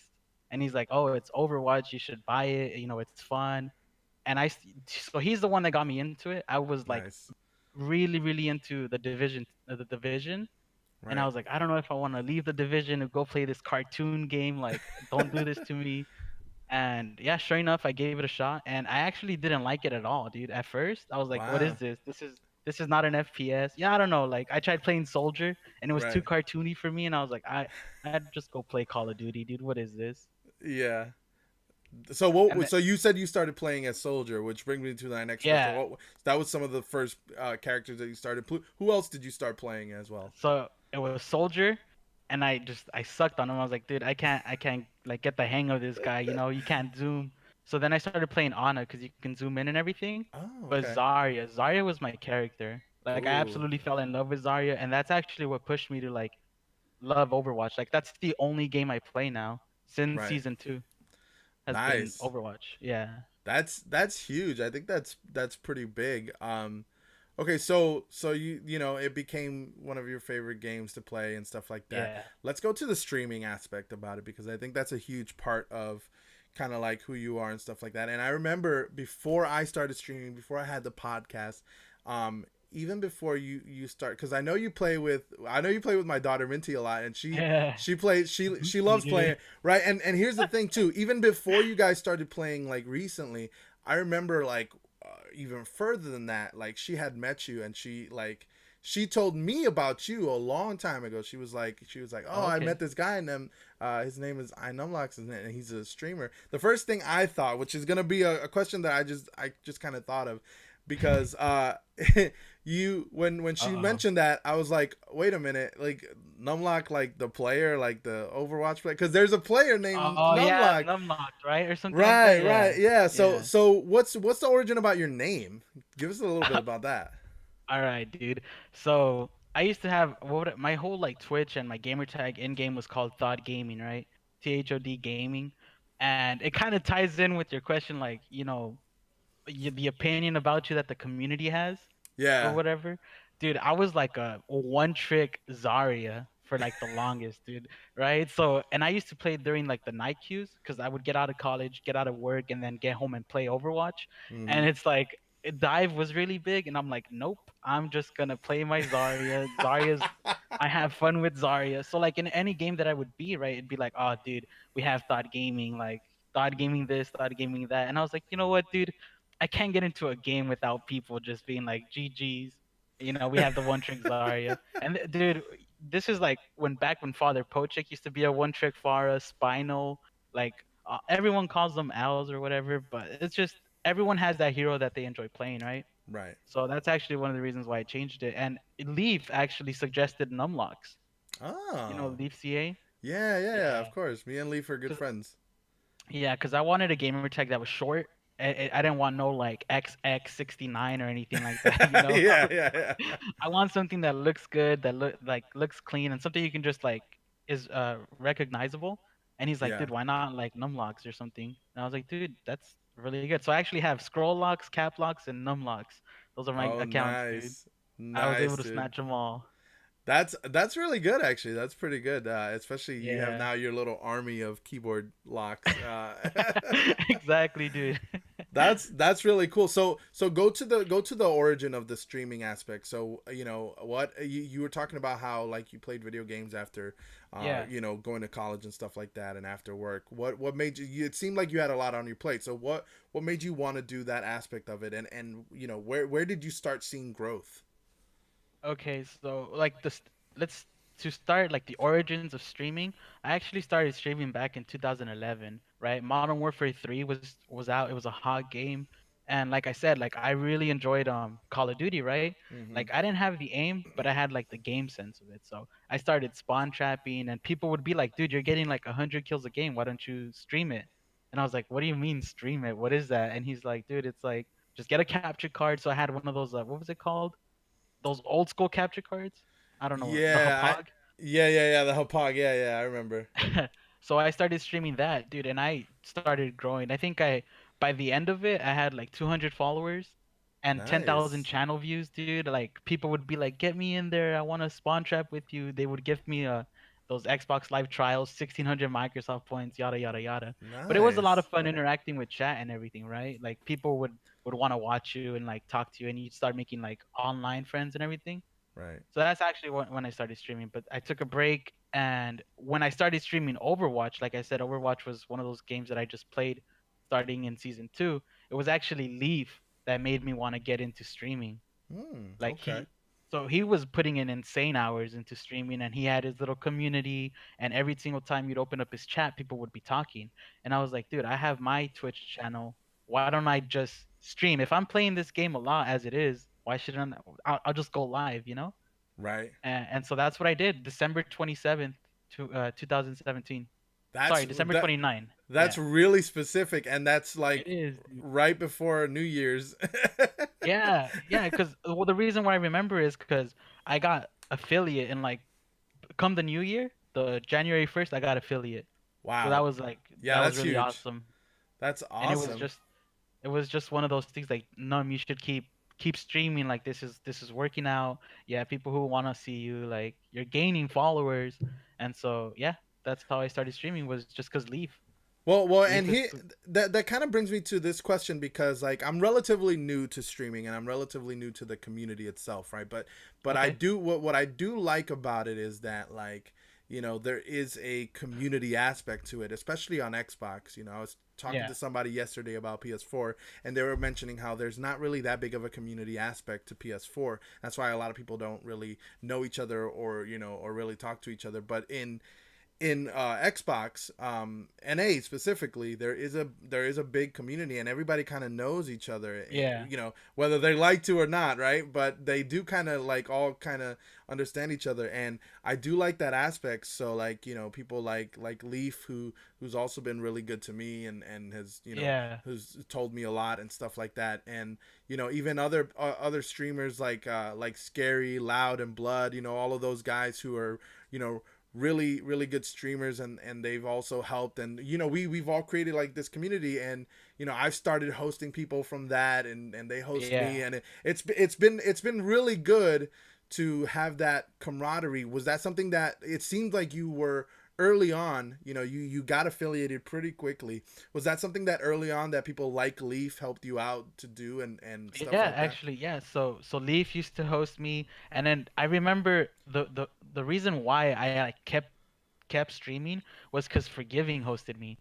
So Oh, Leaf went nice. into Forgiving's chat and he's like, "Hey man, like if you're gonna end stream, you should host Numlocks." And this is back when I was streaming on the Xbox app, right? Oh, Like I had my whole setup, but I didn't have a mic, I think. So I was like, I don't know if I want to stream with my capture card. Like I'll just stream right. off the Xbox. Forgiving hosted me. It was like 50, 60 viewers, and I was like blown away, dude. I was like, holy, like what? Like I'm just a console player, you Right. know. How did I just get hosted? So yeah, dude, and that's what actually motivated me to like set up my whole Twitch like the right way, you know? Yeah, obviously, The and you capture know, card. speaking of, I mean, your Twitch is very professional looking. I mean, you got logos, you got Thank you. you got everything, and it's very clean and everything. So Appreciate I it. mean, that's something. I feel like that's something that a lot of, you know, you've been here for a while. You've got a following, you got an audience as well. What do you do from here on? Because it seems like there's so much growth that's already happened. Where do you go from here as far as streaming? Well, okay, so for anyone that's starting out, right? Like I think the number one advice I can give someone is be consistent because that's something that I'm not good at, right? Like yeah, I'll stream like, you know, 6 times a week or whatever, but it'll only be an hour, 2 hours, sometimes three. You know what I Yeah. mean? But streaming is definitely a grind, right? Like I mean, you see Loud, he puts in what 4 or 5 hour days after he gets off of work. Scary has his classes and he's still on there like Yeah. starting 1 p.m. Consistent, Eastern, yeah. he's already live. Exactly. Yeah. And that's where the growth is, dude. So I don't think just because you're a console streamer that you can't grow, right? Like there's the audience is out there for sure, right? You can see that with CGL. Yeah. What do they have just in their Discord alone is 7,000 people. Like that's an Yeah. insane number, dude. And their That's people games, that they're actually exactly like yeah. they've signed up. So Yeah. it's just being consistent and you'll just see the numbers, dude. So I think that's what's next is for me at least is just putting in more hours. You know, right now I can't really because of work, but on the weekends that's when I, do it hard, Right. Nice. put in the hours. Well, But yeah.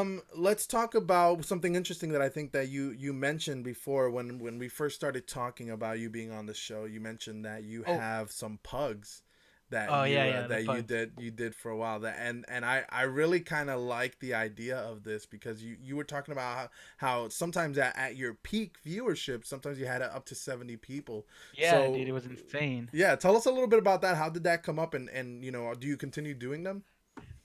Okay, so this was back in, like I said, right? Being consistent is key, right? So come the new year for 2019, I had quit my job at at this factory that I used to work at.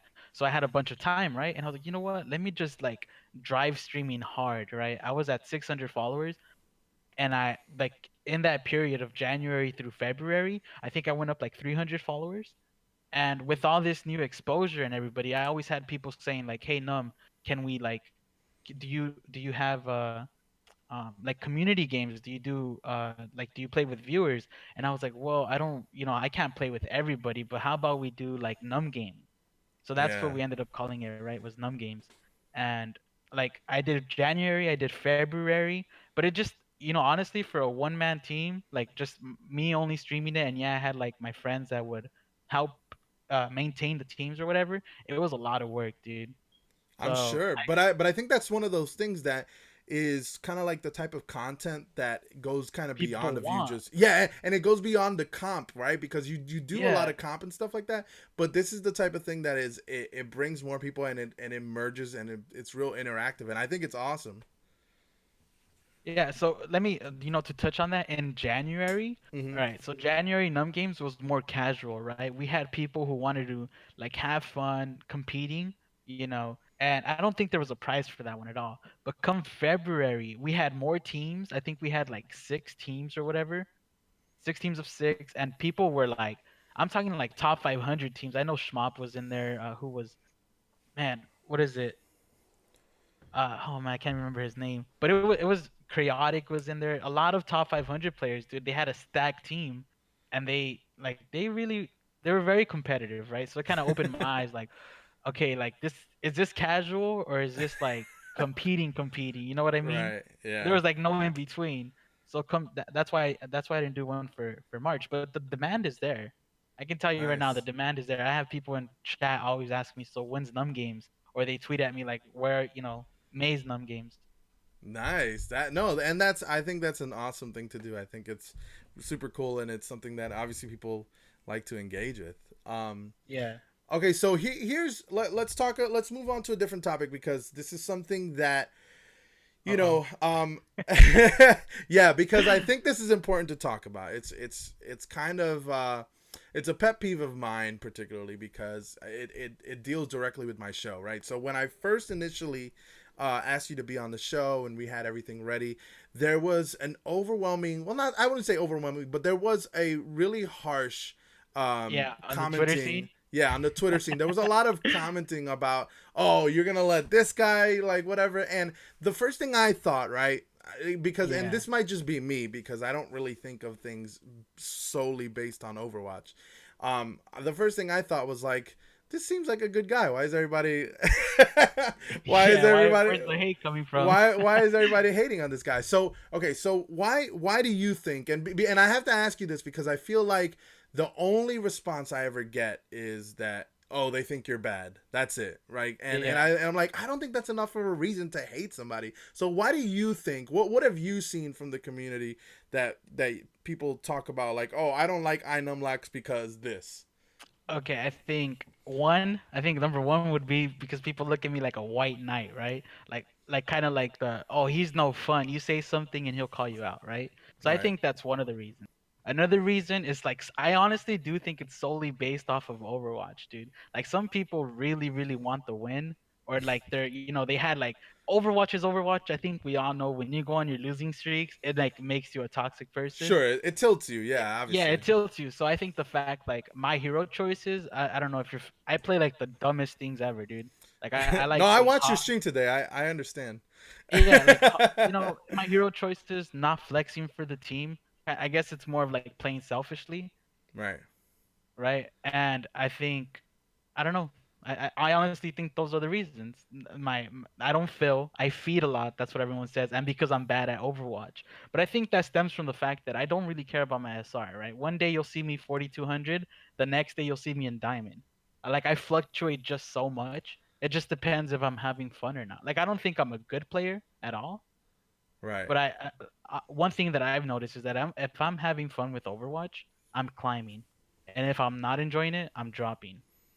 Yeah, okay. Well, that makes sense. And I feel like that should be something that factors in to your general happiness, right? Because I Exactly. don't think that regardless of whether you do good or not. I mean, I like to be happy when I play the games as well, but I Yeah. also know that like I do try to sweat like because but I mean Yeah. for me personally for me personally like I feel like I always have to compensate for the fact that I always don't think that I'm that great, so I always have to be like I got to try to make things good, like, you know. Yeah. So but yeah, I totally get that. I understand, like I think that should be a mentality that all people have, and I think that there's a lot of people who justify the fact that, hey, we're not winning and I'm gonna blame somebody. And I think that, I think it's to this point, I think now it's more of a reputation thing where it's like, oh well, we're gonna blame somebody. Let's blame this person who other Yeah. people have blamed.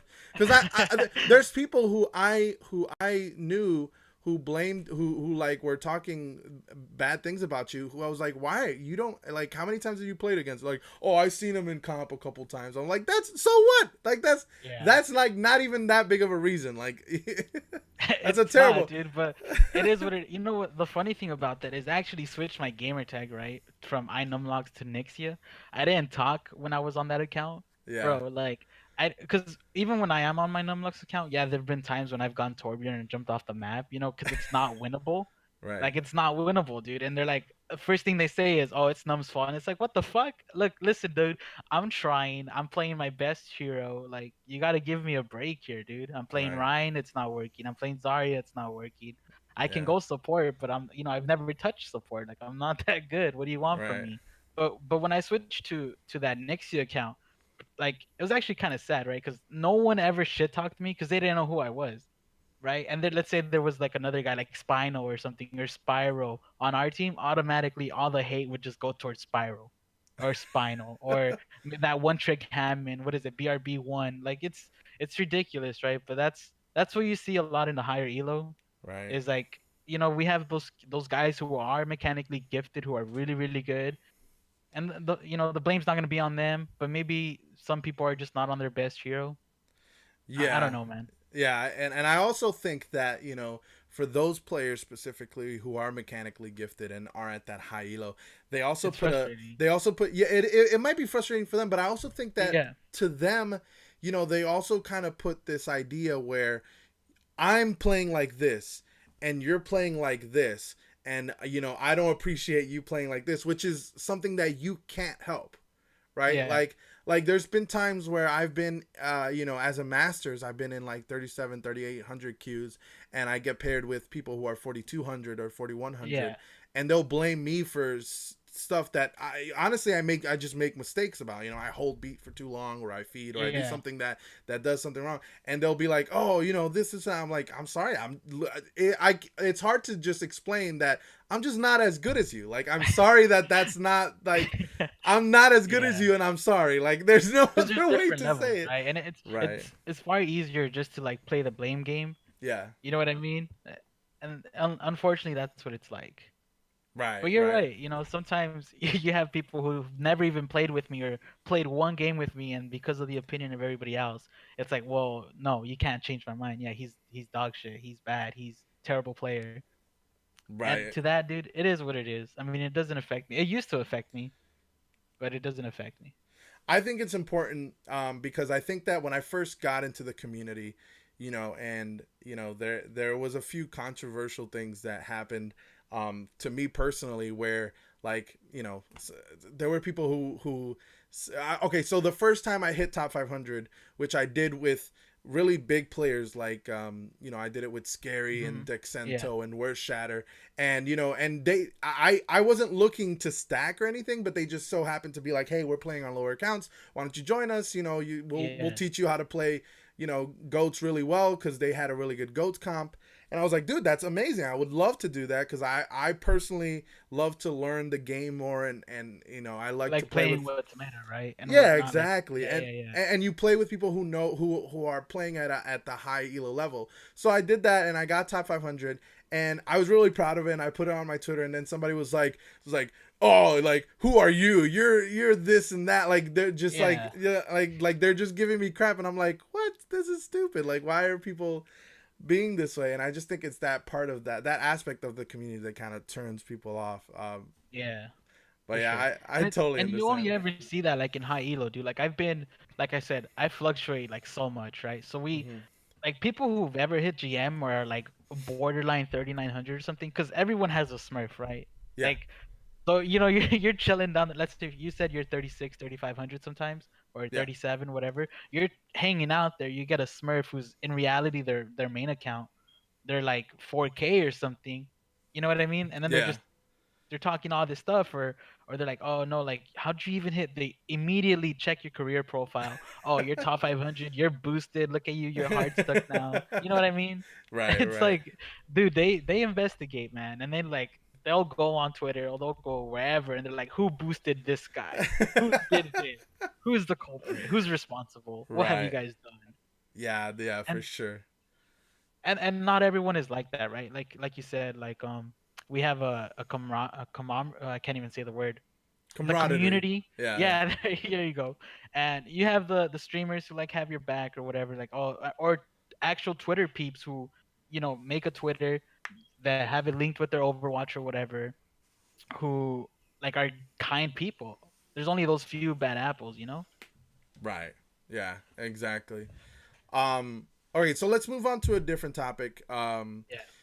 So okay. So we earlier, in the stream, we talked to Swift. He talked Yeah. about this amazing opportunity from CGL, specifically for streamers, and I think that it's so fitting that we have you here, somebody who's been in the community and been streaming for so long, and has an audience and everything. So let's talk about the specific aspects of it. And here we'll pull up, because I know some people in chat too as well are asking about it, and I want to get Yeah. your specific take about this, because I think you're in a unique position to talk about how generous and important some of these aspects are, because I think that people who start streaming don't realize how beneficial some of these things are and how Yeah. important it is to kind of reach some of these goals and requirements. So one of the first things that you were talking about, you mentioned in the chat when we were announcing this, is the how CGL, they were talking about one of the fastest way to do this is to become a caster and stuff like that, but that's not necessarily the only way, right? People Yeah. like you who just stream Overwatch as a content creator who just does comp and stuff like that, you can access this type of stuff too. People like me, I don't ever really cast games, I just do kind of like the podcast and a little bit of the streaming, and so like Yeah. people like us do also have the opportunity to do that. So and we're all part of this, I mentioned this before, but we're part of this streamer chat on Twitter, where we have several streamers like Chris and Scary and Loudmuch and Blood And and loud and so yeah. And Chris. we have a lot of console streamers, and one of the things, and I think Scary mentioned this before, where one of the things that he values as a person, I think this is kind of like, this kind of speaks for everybody, is that when people start streaming and they go onto your stream, who you already have an audience, and they're like, oh, let me promote my stream or stuff like that, like that type of stuff is kind of like, it's a little cringy, right? But if you as a person, as a streamer, work on your own stuff, and you get noticed, and you and people, and you share your content and stuff like that, and all of that stuff, and you put the work, which is what this is about, right? CGL is basically telling everybody, listen, this is the bottom, right? We want you here, and if you get here, we will get you even further higher, right? Is basically what they're saying. So how important it is for people, when you saw this initially, what was your first thought about how this is going to elevate people's streaming? Okay, so I guess the first thing to say is, so when you're on Twitch, right? You have those streamers that are on Twitch, and then you have people who are just viewers, or you have both, right? They stream and they view. So a lot of people, I think, don't really like, if you're just a viewer, the importance of being like on an auto host, or even just being shouted out, right? So the fact that CGL says like, listen, we'll put you on the auto host list on Twitch, and then we'll tweet out, possibly like if you're having an event. So like, say for example, when I had Num Games, that exposure would have been massive, Right. right? Because Exactly. there's always an audience. There's an audience for everything. You know what I mean? Yeah, and people who don't, people who aren't streamers, or they don't they haven't tried it yet. Twitch has a really cool analytics section that shows you where some of your audience comes from, and when I started communicating and hanging out with some other console streamers, and we started hosting each other, where I hosted them, they hosted me, and stuff like that, I started seeing where my audience was coming from, and I would see that, like, hey, you have a lot of people in common with Scary, and and all those, and it became like really interesting to me. It's like, oh, if you had people like CGL who are giving you the opportunity to do this type of stuff, that's huge for you, right? Because you're getting a whole new audience that probably wouldn't have seen you otherwise. And it comes down to that point too. Like, what are my initial thoughts? I think the requirements are like very generous, dude. Yeah. For the platform that they have and the reach that they have, I think it's the requirements are very generous, dude. So if you exactly they want somebody who grinded on their own, right? Who has those 250 Twitch followers. So if you're already at 250, you're motivated, right? Yeah, You exactly. want to get the gears going. You don't mind putting in the work, and it's a reflection of CGL, right? They don't want to just, let's say, spam host or send out spam notification of just anybody. Right. They want people who have proven themselves to be, like committed in a way. Does that, if that makes any sense? Oh, absolutely. I mean, I Oh, think and that brings me to the next point, because I think that everybody who was in chat for that, we talked about how this was for aspiring or up and coming streamers. mhm. And people were like, "Oh, 250 followers, that's not up and coming," but it kind of is, right? I mean, It is. It in really is. comparison to like everyone else. I mean, even someone like you, like in comparison to someone like you, that is an up and coming streamer, right? Because Yeah. you've been doing it for so long that you have quite more than that. And even people like Skate Action DJ, who was in chat earlier, he's part of CGL and he's a streamer Yeah. as well, and he doesn't have 250, but he's so close. He's like at 190 something, so he's grinding it Yeah. out, and he's trying to show people that he's doing it. So yeah, that's massive. And I mean, followers don't just come from anywhere, right? So you got to understand too, like the reason why you get followers is if you're consistent. So if you're already being consistent, you're gonna knock out the 20 streams a month, the 50 hours of streaming. They want you to start promoting. So to like, I think that a minimum of the 250 followers, like, will get you at everything else, if that makes any sense. Like, just by crossing out that 250 minimum, you're gonna cross out all the other requirements. That's why I think it's very, very generous. Oh, absolutely. And I know from when I first started streaming, even before I had the show, when I just started streaming and just coming up with an idea and stuff like that. I remember the hardest thing to even become affiliate was just to average 3 viewers. That was Yeah. that it's hard Yeah. because when you first start and nobody knows you, it's Exactly. difficult, right? It is quite difficult. But once you get there, once you get over the hump, you're like, okay, now I'm affiliated. Now what? Like, you have to keep going, right? And well, this is where it comes to the benefits, right? I don't think I feel like the graphic assistance is huge, Absolutely. right? So whether that means overlays or even just like a panel for your Twitch channel, like Twitch channel panels makes a big difference, dude. If someone Absolutely. can go down there, see your schedule, or see like, oh, you know what, this channel kind of has like a theme, whatever. Like for example, yours is Yeah. Lucio slash graffiti. Like that's Yeah. big. You know what I mean? Absolutely. It almost shows the viewer like, okay, this person's like for real. Like he's here to play ball. Right, right. And it gives you a concept of what that person's style is like, right? Exactly. People like when I first saw Blood Dust and I saw him, I was like, oh, this guy, I know 2 things about him without seeing his stream at all. I know that he plays Diva, right? Yeah. And I know he's a fan of the 80s because this is an 80s theme type, Yeah. right? And like that's you kind of understand people's style, right? Just based Yeah. on how they have the stuff.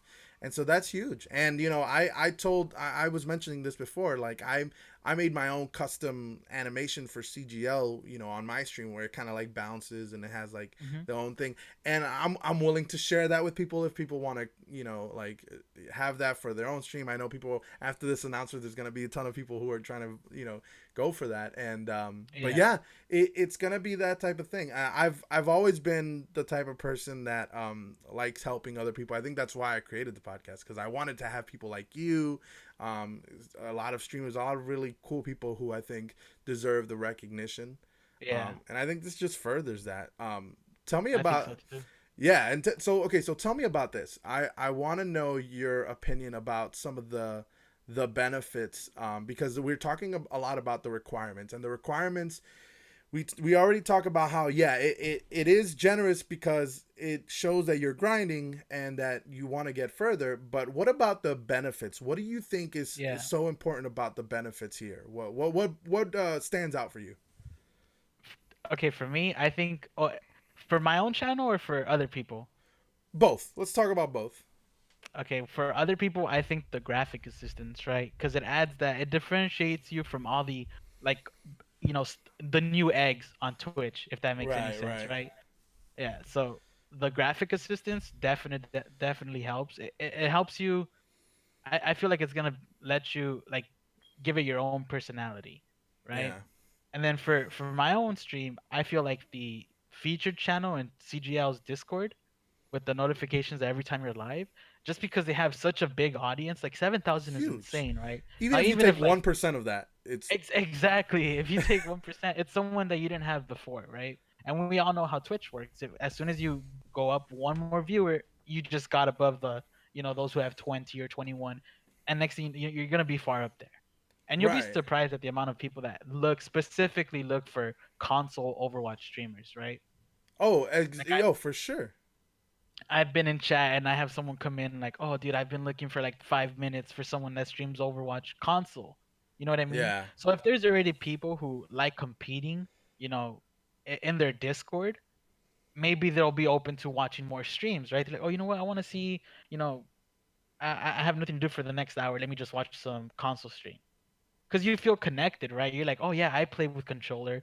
I know what it's like." Or yeah, like I know how it's like to deal with the Pharah when you only have a controller. It's not as easy as PC, Right. There's whatever a it lot may of be. specifics. Yeah. Yeah, and so you feel more connected. So my takeaway from it would be the feature channel, like notifications every time you're live, and the graphic assistant. Yeah. For sure. I think that's huge. Um. I Uh, think the donation pool is also big, right? $100 yeah. worth of subs randomly. Right. Like No, that's okay, huge. because if you're affiliate, you could make money off of Twitch, right? But there's, for example, for me, there's been some months where I'm not at the threshold. So even if you do end up, winning that pool, it's Hmm. just gonna bump you up to the payout, and that's big. Yeah, that's huge. People don't even know that. I know people who are affiliates and they have been, working at it and stuff like that, and they're not exactly up there. They're like at $80 and they can't pass the Mhm. threshold. They just can't move up any further and they're kind of Yeah, stuck. And those moments, in those moments when you get those gifted subs, that's huge for them because it yeah. pushes them to the Not limit. only that, but you could reinvest it into your own stream, right? Oh, Like absolutely. I think that's huge. And then your emotes get out there, right? Because they're gifted subs. They're not bits. Like these are people who are gonna be potentially they could use your emotes in other people's Twitch channel, Right. and people might be, oh, that's a cute emote, or I like that emote. Where'd you get it from? And that's how Yeah. you drive traffic towards your stream too. So I think it's big. Absolutely, Get hype. absolutely. Okay, so here's another thing that I was thinking about that's pretty big as well. And obviously this is a very unique aspect of it, but one of the biggest thing was one CGL sponsor streamer will get a trip to TwitchCon. So I mean that's obviously it's just one person out of everybody who's going to be doing the program, Yeah. but I mean that aspect of it is huge. I mean, I know you're in the West Coast, so you probably have a better chance of even trying out to go to Yeah. TwitchCon. But what do you think about that? I think that's big, right? So it's not only I think it's with the people that you're gonna go with. So CGL seems like they want to see their organization succeed. Not only that, but everyone they have underneath them, right? So even Mm-hmm. just having the chance to like talk to them, you know what I mean? Like talk to them and get their insight and be like, oh, if you have any questions, I'm sure they're gonna be more than happy to help. So Oh, it's absolutely. about the experience and the knowledge that you'll take away from that. Yeah, it's only gonna be one person, but I mean they don't even have to do this to begin with, Right. right? It's Whoever huge. wins is going to be lucky, and not only that, but it represents everyone involved, right? So everyone else that is part of the streamer sponsorship, and like I think Swift was saying earlier, it's about making a presence at TwitchCon. Well, Whether it be only 6 or 5 people, it doesn't matter. It's the yeah, fact that they're there, they're exactly. representing everybody else. And here's another thing that I don't think people realize as well, because some people in chat they were like, oh, only one person's going, or Yeah, whatever. But here's what you don't know is that, like, okay, so let's say for example, Numlox gets to go to TwitchCon. He gets selected as one of the streamers to go, right? hmm Let's say that throughout the short period of time that I've known Numlox, I've hosted it, he's hosted me. Most of my viewers have seen each other. So people forget the aspect that, like, once you know that streamer and that streamer starts getting in touch with other people, they're gonna yeah, know you as well because you are associated with that person. yeah. I Yeah, mean and that's it huge. comes down to the whole like community where we have that streamer chat. Like, there's been many nights like my chat was telling me, "Num, you missed yesterday. Like, why didn't you stream?" You know, I watched Blood Dust or I watched Loud, and it comes down to the whole like everyone like it's all one big community. Yeah, you have your Blood community, your Loud community, your Numlux, it's a Chris, yours, whatever it may be, Chrissy. It doesn't matter. Like, everyone knows each other, and if one person's not live, they know where to go, right? Exactly, And exactly. if someone's, let's say for example it's Loud Munch that's chosen to go to um to TwitchCon, all of a sudden when Loud gets back, all these new people that know him or whatever it may be, when Loud is very generous when he Oh, hosts absolutely. people, like he hosts anyone, you know what I mean? People that he's friends with or that he wants to see succeed. So all that Absolutely. love is gonna get trickled down, right? And I think that's part of CGL's like goal. Yo, absolutely, absolutely. Okay, so we talked about the streamer sponsorship program. We talked about like all of that stuff as well. I think I think a few weeks ago we had a situation where I brought somebody in from CGL, one of the org leaders, and they had some controversial things that they were saying. And throughout the interview, there were people in chat that were like, I don't agree with the fact that you give this person a platform to talk and stuff Hmm. like that. And so I brought the person who was disagreeing with that person. I brought them on the show next week, and I said, listen, you disagree with the guy who was here last week, and stuff like that. We Yeah. talked about how earlier we mentioned that there's a lot of people who disagree with you or don't like you for whatever reason they have. Yeah. I want to talk about a specific incident though, because one of the things that you had mentioned to me earlier on was and he mentioned it as well. I interviewed Cass Speak quite a few weeks ago, and as far as me and him go, I've had a good relationship with him in the sense that he's been very nice to me. He's never been toxic or anything. He's cute with me and stuff like that, and he's Yeah. been nice to me. But you mentioned how he hasn't been that way. And when I gave him a platform, you were concerned that some of the stuff that he was saying specifically. Tell me about your relationship that way, because I think if anybody's on Twitter and have seen the scene for Yeah. Overwatch, knows that he sometimes puts his foot in his mouth, to say the least, right? All So right. Like, yeah. I mean, I'll talk to talk us about about it. that. Yeah. Yeah, I'll talk about it. I don't mind. The only thing is like no filter. I can have no filter, right? So at the beginning, Caspic and I, I didn't have any problems with Caspic, but I knew about his toxicity, right? Like Right. there's toxicity in game, and then there's like stuff like you say some personal stuff, and it's like, no, how could this? I don't believe that this kid said that. You know what I mean? Right. Right. So it's like, well, he hasn't been toxic towards me. It is what it is, whatever. And so when he started streaming, I know he wanted to get into streaming, right? Off the bat, like that was cool. He started growing, whatever.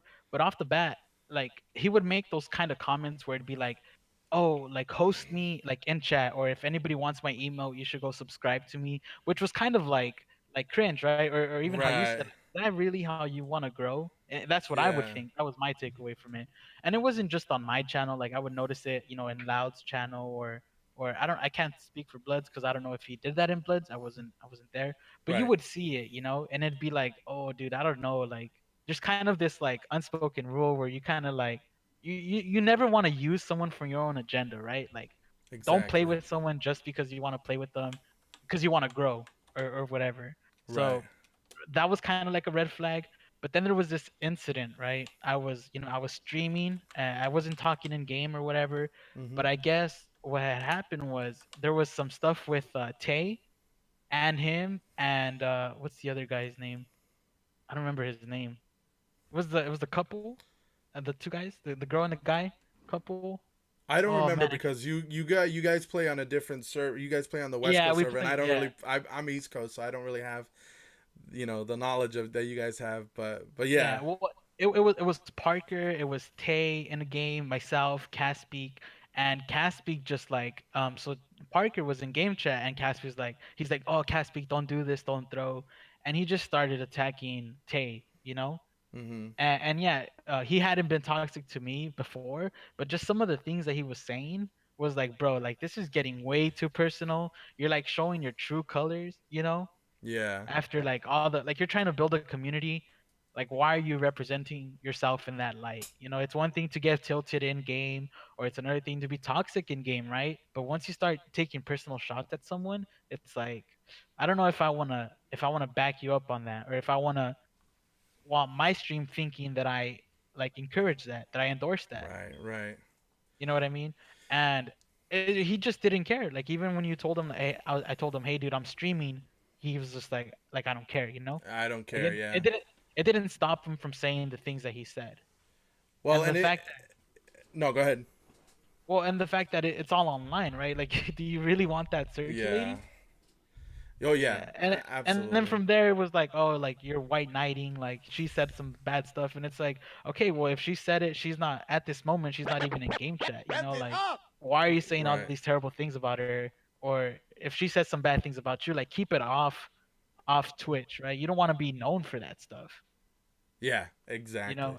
And so that was my problem with it. And then the fact that he went on Twitter, and I think I ended up blocking him, but he started tweeting like some mentions at me like, "Oh, who cares? Why do you care if I'm talking shit about Tay, yada yada yada, calling me a shitter?" And it's like, dude, I don't have time for this. Like, I'm just not gonna let it. I'm not gonna just be a bystander.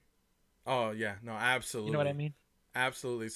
So here's my thoughts on it, because I think that I've spoken to Catspeak about it. We had we had a group where Catspeak was part of our group, and when he went out of his way to do some stuff, some questionable comments on Twitter, we all kind of were like, dude, you're trying to be a streamer, but one of the biggest things about streaming is that you do kind of have to be like a positive person, right? Yeah. I mean, that's probably the most important thing. That's why when I watched your stream, regardless of what every opinion of you has been on Twitter or what other people say about you, anybody who watches your stream knows that, like, you're a nice guy. Like, you're not the type of person who is mean or toxic or just, like you're in fact, I would go as far as saying you're a really laid back person. Like, your personality is laid back. So you don't get like really angry or anything from what I've seen. So, and I Hmm. think that's a part of the aspect that I don't think him, Catspeak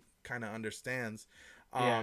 And so I wanted to mention it because I think it's important that we also get like the different sides of the story. When he was on, I interviewed him about a lot of stuff. I talked about some of his toxicity, and he kind of explained a little bit and stuff like that. And but I also wanted to get the other aspect. I think that's important as well.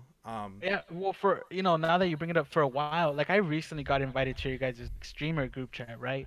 But Loud, because there was this period of time where it's like, dude, like I'm getting so much hate just for like not being a bystander, you know? Like someone's talking shit to this girl, or even if it was a guy or a friend or whatever, Yeah. like I don't want to just let it happen, you know? Right. Right. So when I said something, it's like I got all the hate, dude. I started losing followers, and I was like, what the heck? Like I don't Yeah. care about my follower numbers or anything or my viewership. Like I just stream for fun. But seeing that Caspic was just getting so much growth out of it, and it's like, wait, wait, wait. So you're telling me that if I'm controversial and I like tweet out some dumb shit, I'm gonna grow my stream? Like this is the way to do it? That's kind of dumb, you know? Yeah. It's almost like all the hard work I put in since December of 2017 is for nothing, if that makes any sense. And one of my biggest problems, or my biggest concerns, was like I saw that you guys would have them like in your guys' stream, you know, like so I think you guys would play Monopoly, Scary Dragons would play Yeah. Monopoly with him. You know what I mean? And it'd be like I get it, like they're not toxic towards you, or he's a different person when he's around you, but it comes down to like the image, you know what I mean? Does It's almost like when brands don't associate themselves with certain people because they don't want that Right. bad a Exactly. And I reputation. think essentially at the end of the day, that's exactly what I told him. I said, listen, you've never been mean to me. Speak, right? Yeah. You've been a nice person to me, and you know, same for me. I've been a nice person to him. I've never said anything bad about him. He's never said anything bad about me, which is fine. But I can't condone some of the behavior that he's gone through, and I've told Yeah. him this. I told him, I said, listen, I can't get behind some of the stuff you say. I just can't. Like it's mean. It's just outright I mean. think And the worst part too is that he's just a teenager too, right? So you try and right, be understanding, but it's how you said earlier that he would go out of his way, and that's the part that's like, you know what I mean? Sometimes it's easiest just to keep your mouth shut and yeah. just let it, let it happen. But when you go so out of your way to just express your opinion, it's almost like, I don't know, man. That I'm was kind of feeling good. questionable. Right. Yeah, no, exactly. I absolutely agree. Loud actually ended up messaging me. He's like, "Hey, Num, like, what's up? Like, why haven't we haven't seen you, or you're not streaming? Like, what's going on?" And I told him all that, dude. And I don't know, like, after I guess I expressed my opinion, which is something that I should have done with all you guys, I guess. You know what I Hmm. mean? Like, maybe because I wasn't aware that there was a streamer chat. I just kind of kept my distance from that. I was like, I'll Well, just do my own thing. also the person who started it was Cat Speak, and I think one of Oh, okay. I think when I initially tried to get you on the show, and you got a lot of backlash for it and stuff like that, and I mentioned it was his chat, and I mentioned, hey, why don't we get iNumlux here? Like, I'm just based on the fact that you were a nice dude, you had your audience and stuff like that. He Hmm. was like, no, I don't want him here, and I was like, okay, I guess it's your chat. But then as soon as Yeah. the whole thing happened, we created our own chat, and then we were like, let's bring iNumlux here. What the only reason why he wasn't here was Cat Speak, so let's just bring him in. Why are we Yeah. delaying this? Yeah, and I appreciate that, dude. Like, I know it's just, I mean, you saw it the other day, right? Blood, I mentioned something about my PC that I'm getting, and Blood was right on it. Like, if you have any questions, dude, I can help you out. Like, Oh, you're gonna love absolutely. it. Like, very supportive, right?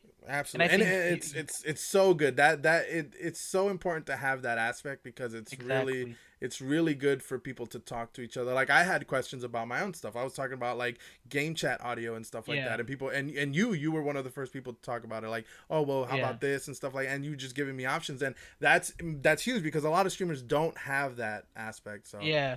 And we're also console streamers, right? So there's a bunch of you can look up YouTube videos, and it's gonna be specific to PC, right? Like having your right, game audio coming out of your game.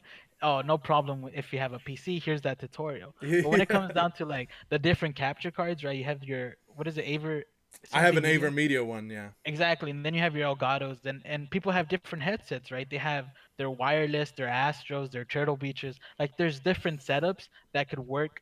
Like you kind of just have to figure it out on your own, right? But now Right. that there's that streamer chat, dude, there's a question for some up and coming streamers. Oh, we've been there, dude. We got you. You Right. know what I mean? That's what makes it so important too, which is Yeah. great. And we could also share like I know that with this whole thing, like I mentioned before, there's gonna be like the little CGO graphic that's it's popping Yep. up in the bottom. Like I'm down to share that. Like I know I've already since I announced it, my Discord has been popping off with people asking me Yeah. like, hey, I want it, let me have it. So those types of things, like I'm more than happy to do that, and I think that our streamer chat really brings that as well. Yeah. Well, listen, I think that's pretty much it for all of the questions that I had so far. I'm so happy that you finally got to come on the show. I felt so bad when I initially invited you because I felt like part of the backlash was people kind of have this idea about the Yeah. podcast where it was like only really amazing high elo players can be in this show, and I'm like, no, dude, it's a community Yeah. podcast. Like, But you know what? I don't mind, right? It's almost like that's what it took, right? Because then you had to explain, well, no. Your guys' idea of my off the wall podcast is different from what I want it to be. Because I right, saw you like telling them, if you have a problem, why don't you recommend someone or why don't you exactly. volunteer? Like my DMs are always open. You can message me, ask me, hey, Dazzle, do you have room? You know what I mean? Right, So exactly. it's almost like some good stuff came out of it. Oh, absolutely. And I'm Sham. I'm still waiting for you to ask me to be on the show because if you want to, I'll have you on. I have no problem. Yeah. Because people like that they make all of these assumptions like, oh, you have this person, I don't like that person. Why don't you have this Yeah. person? It was like, well, because that person didn't contact me, or that person I haven't heard anything about them, or don't know anything, or that's the thing. Like, So that's part of it. But listen, I'm so glad. Like I said, I'm so glad that you got to make it. And I'm so glad that I'm seeing you stream so much, because I feel like before when that happened, you streamed a lot less, and I didn't see that much of I you. definitely I went on hiatus, dude. Yeah, 'Cause, which I totally understand. I absolutely understand. and it came down more to like, I don't know. I guess it just came down to like, really, like, this is what it is, and then you guys were. It almost felt to me like you guys were condoning like what Caspic was doing, you know. So it's like I Right. kind of want to just do away with console streaming. Like maybe I'll see where it's at. But like I said, dude, Overwatch is the only game I play. I only stream comp, and I enjoy streaming. Like, believe it or not. Yeah. And it comes down to like, I guess if anyone's watching who does want to be a streamer, it's like making sure that you're having fun with it, right? Don't let the numbers get to your head. Don't worry Absolutely. too much on the viewership or the viewer count or how many subs you have, or oh, that person has more subs than I do. It's not about that, right? Like, if you want it to be that, you're not gonna go that far. But if you're having Absolutely. fun, if you're being consistent, if you're just, if you have any questions, message other streamers. And there's always a way to do it, right? There's always intention. So if you're making friends with other streamers because you want to be part of the community, by all means go ahead. But if Oh, you're, absolutely. just befriending people because you want to gain something out of it, it's gonna show right through, and you're not gonna be in a good spot like down the road. Oh, absolutely. I mean, I know people who are aspiring streamers who, they're really good players and they deserve a spotlight. And Yeah. I've often told them, I was like, listen, I got a platform. If you want to get interviewed, come get interviewed. Yeah. If you want to even just, some people are like, well, I'm too shy. I don't want to get interviewed. I was like, well, then play with me on stream, and then people can see Yeah. how good you are. Yeah. And, maybe they can grow an audience like that. Like, I'm all open for that. Exactly. Because And- there's certain people that just hit you the right way, right? And Like, they I've had totally that deserve happen. it. Yeah, exactly. So you're like, you know what? I mean, I'm not that big, but I average so and so. Maybe we can duo sometime, and you can be streaming, I'll Absolutely. stream, and it works out, right? And it all comes down to like, for example, if you're having fun with it, other streamers are gonna notice, and they're gonna be like, you know what? This guy deserves some love, because we've all been there. You know what I Yeah. mean? Like, we've all been there when it's hard to get a view or whatever it may be, and we're just here to support each other. Absolutely. Well, it's good to have you. I hope the best for all of your streams. I hope you keep streaming more. Thank you. Because I like watching you play. I think I always like roasting you because I think some of the stuff that you do is funny. It's very questionable, dude.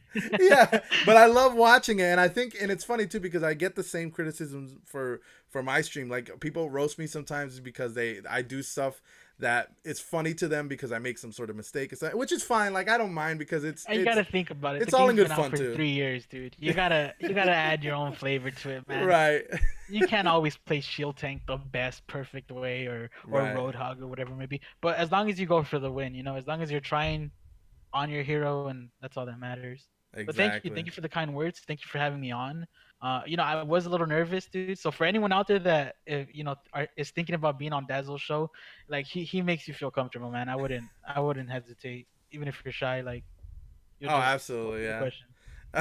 Awesome, man. Well, we'll probably have you again at some point another time. So I look forward to that again. And guys, as usual, we're probably going to go ahead and rate another person. I think if anybody knows Crispy OW, we're probably going to rate him. He only has one viewer right now, so if he gets all 13 of the people who are watching currently, he'll be really excited. So if you get into his chat, let him know that you came from Off the Wall and say hello on my behalf, because he'll be really excited about that. Let's go. All right, so for me and iNumLocks, this has been Off the Wall, guys. I'll see you tomorrow or at some other point when I stream again. See you guys. Peace.